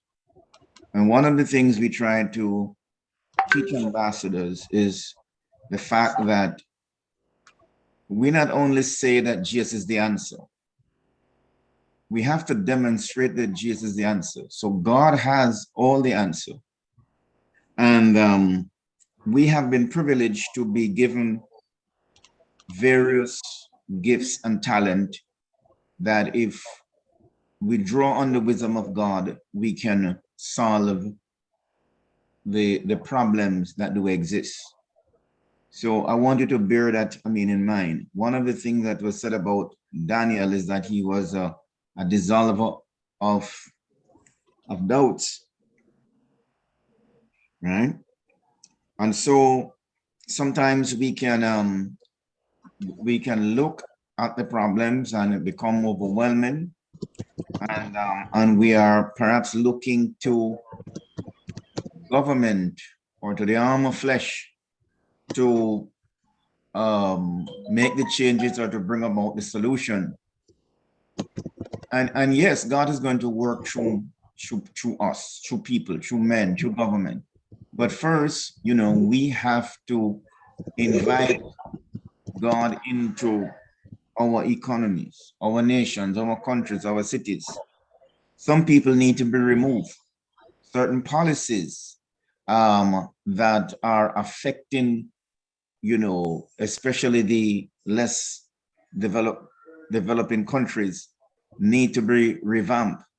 Because look at it this way, Jehovah Jireh is our provider. There is no lack of water. There's no lack of food. There's no lack of oil, gas. What we lack is love. There is the problem with greed and selfishness, because what one country lack, another one has, right?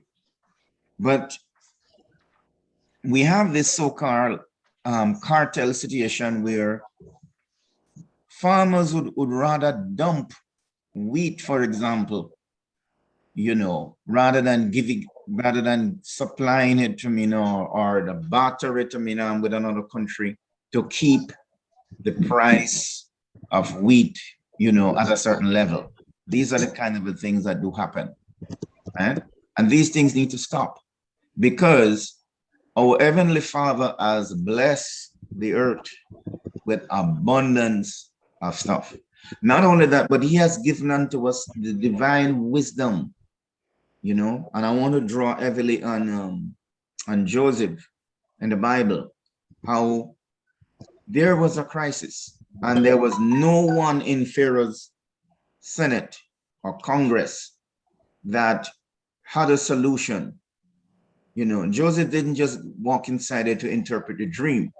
He provided a strategy. He provided the wisdom. And he said, listen, we're going to use the 7 years of plenty. We need to do a saving, a storage of 20% of what we have now to weather the storm for the next 7 years and so forth. All right. And remember, it is the problem that we solve that is going to cause us to be promoted. All right. Your reward in life, the level of your reward in life, will determine by the level of solution you can bring to problems, right? So problems are meant to be solved. Okay, there was a time when there was no airplane. There was a time when there was no Zoom that we could meet like this. And we could go on and on to look at the different technology over the last, I would say, 25 years that have come into play to make communication and life in general more comfortable, for mankind. And so as we continue to look at these goals that the UN has set for the year 2030, right? Not sure whether people have the faith or the determination to arrive at these goals that is set at for 2030. However, I believe that if the Lord permit, all of these goals will eventually be realized, will come into play. But we at WOLMI-ICC, we have a tremendous responsibility first to start taking authority and start taking dominion. And once we do that, I believe that God is going to give us, the wisdom. Every one of us here have different areas that we focus on in terms of our areas of expertise, areas, of course, that we have interest in, areas that we like. And as you focus along that line and you pray, I believe that God is going to give you supernatural wisdom and strategy as to how to implement. Not only that, I believe that as we are determined to seek God to find an answer, God is going to raise up what we call some of the Cyruses of our day and time. And I'm going to share with you an example of what happened just last weekend. And Ambassador Bannister wasn't with us last weekend when we were doing the mock sharing, because he was on assignment in Antigua and Barbuda in the Eastern Caribbean. And there are you all hearing me? I'm seeing some. Okay. There we launched our first pilot program with a small group of graduates in terms of a project we're working on called QAE, Quality Affordable Education. And as God would have it, the Jamaican government came behind it and opened their consulate so that we could literally use that consulate to set up our CARICOM,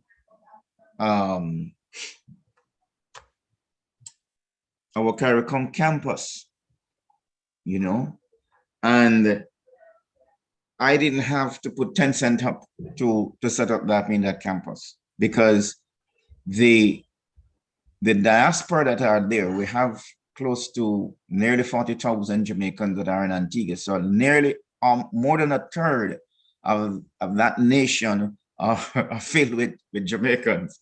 And so they wanted to get those Jamaicans that are there skilled, you know. So we came in with a strategy, said, yes, we can provide them with the skill, but they provided, if you want to call it, the other piece to the puzzle to allow us to come in there.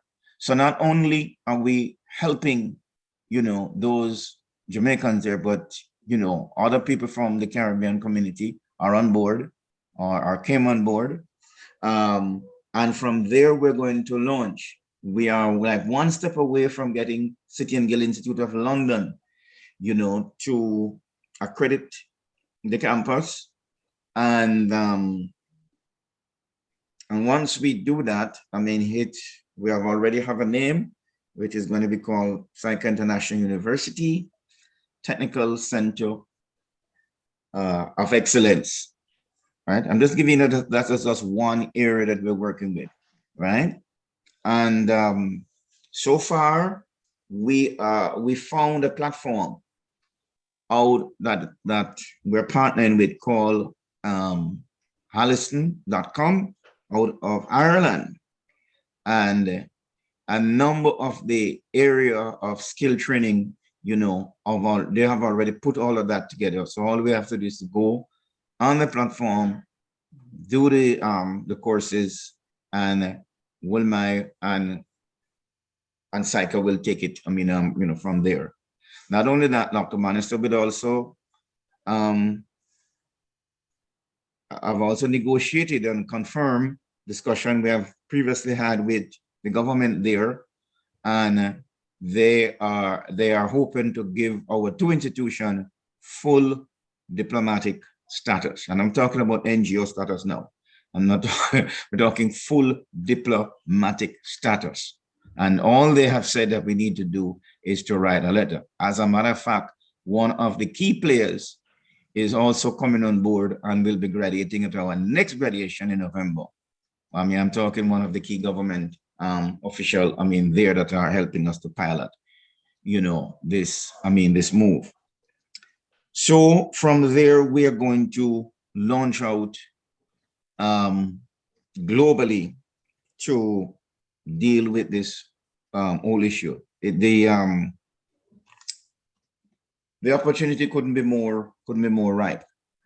Observing the graduation was His Royal Highness, you know, the Grand Duke of Luxembourg, who have also agreed that after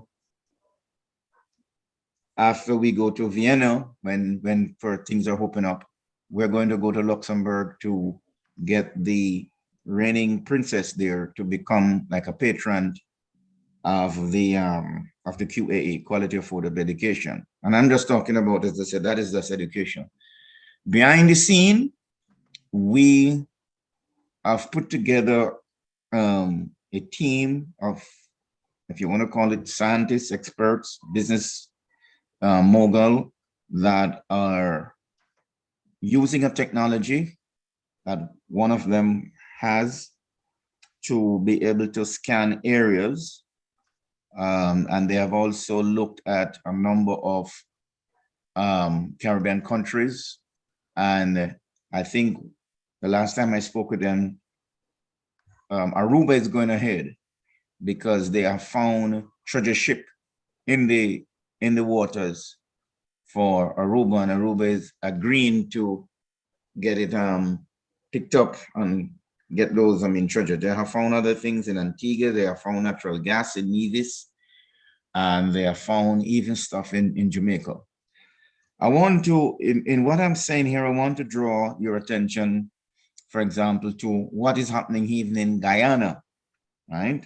For years, we've been saying it that Guyana has so much resources when it comes to wood, land, water, gold, right? Oil.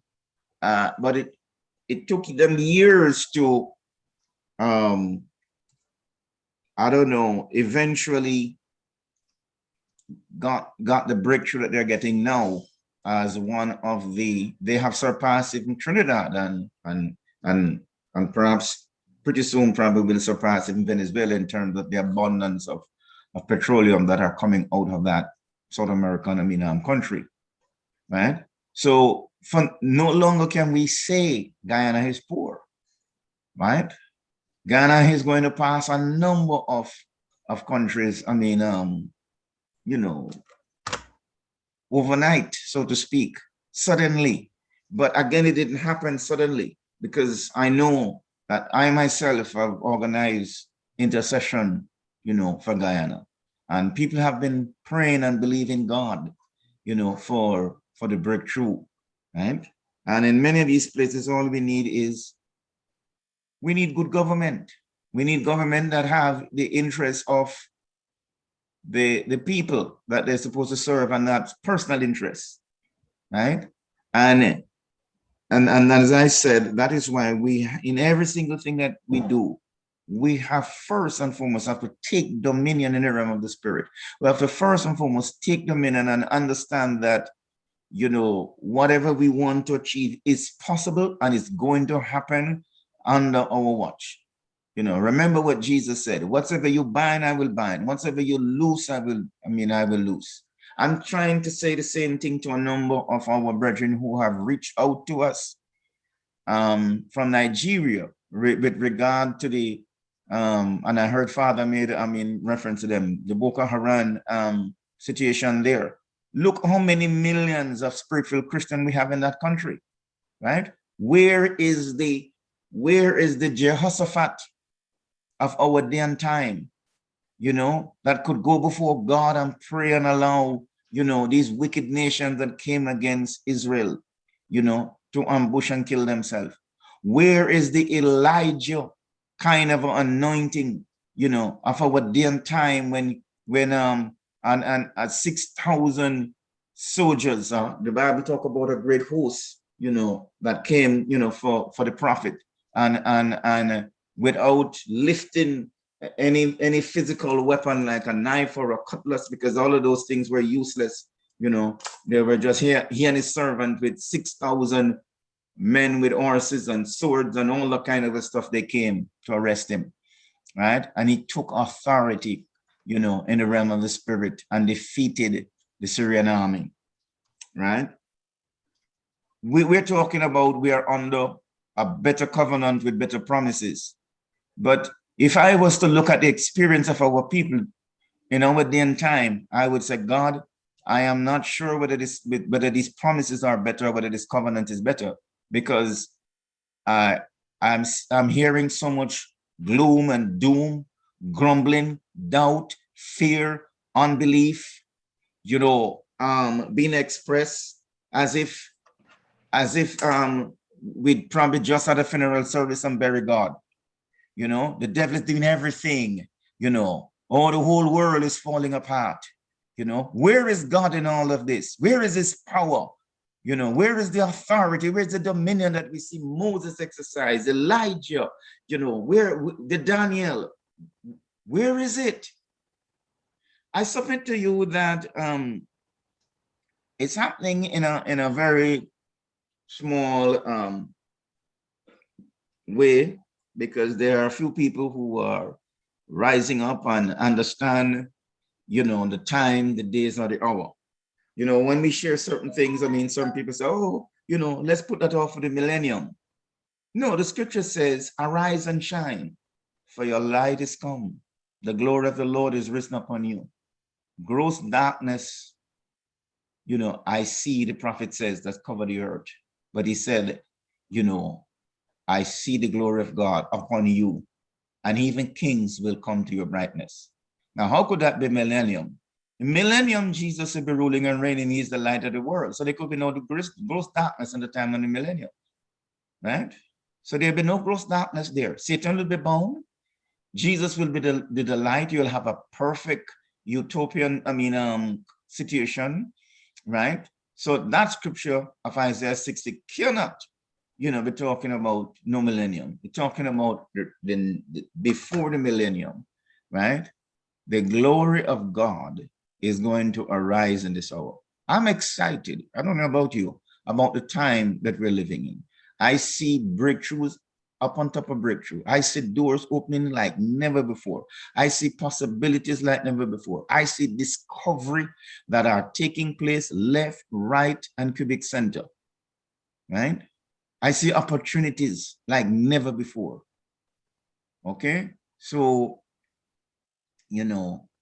that is the way I look at things, and I just want to say that putting the ICC cabinet in place, this particular department, and the other departments that we have, yes, we want to do the research and we want to do all of that, but when it comes to implementation, we want to move ahead first, as I said, and foremost, with God leading us and taking authority and dominion, wherever the need is, and declare boldly that Jesus Christ is indeed the answer. And from a health perspective, a scientific perspective, a business perspective, we're going to apply Jesus as the answer for the world today. These are my few words in Jesus' name that I want to stir you up and to leave with you as we bring to conclusion this forum. Mr. Chairman. Thank you very much, His Excellency the Right Honorable Dr. Philip Finn. Thank you for that reminder. Thank you for reminding us that we need to remember to put Jesus, to put Christ at the center. Thank you. At its time coming to Dr. Ada, do you want to do this before, or do you want to do it after after Her Excellency, Her Eminence? Okay, so here we have, for those of you that can see the screen,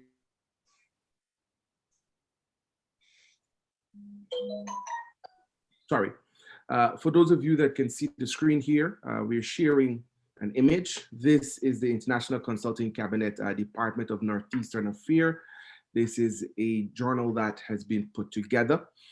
So the information that has been shared here today, as well as other information from other departments and prominent individuals, both from our organization and other organizations. They have put together a journal here for the Voluntary Ambassadors SDG Review.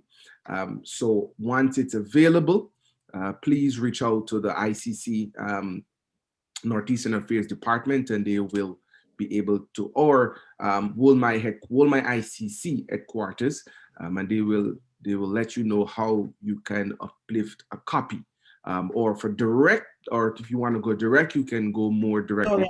Sorry, Ambassador, Your Excellency, we want to present it to His Excellency, the Right Honorable Dr. Finn, officially before it can be out.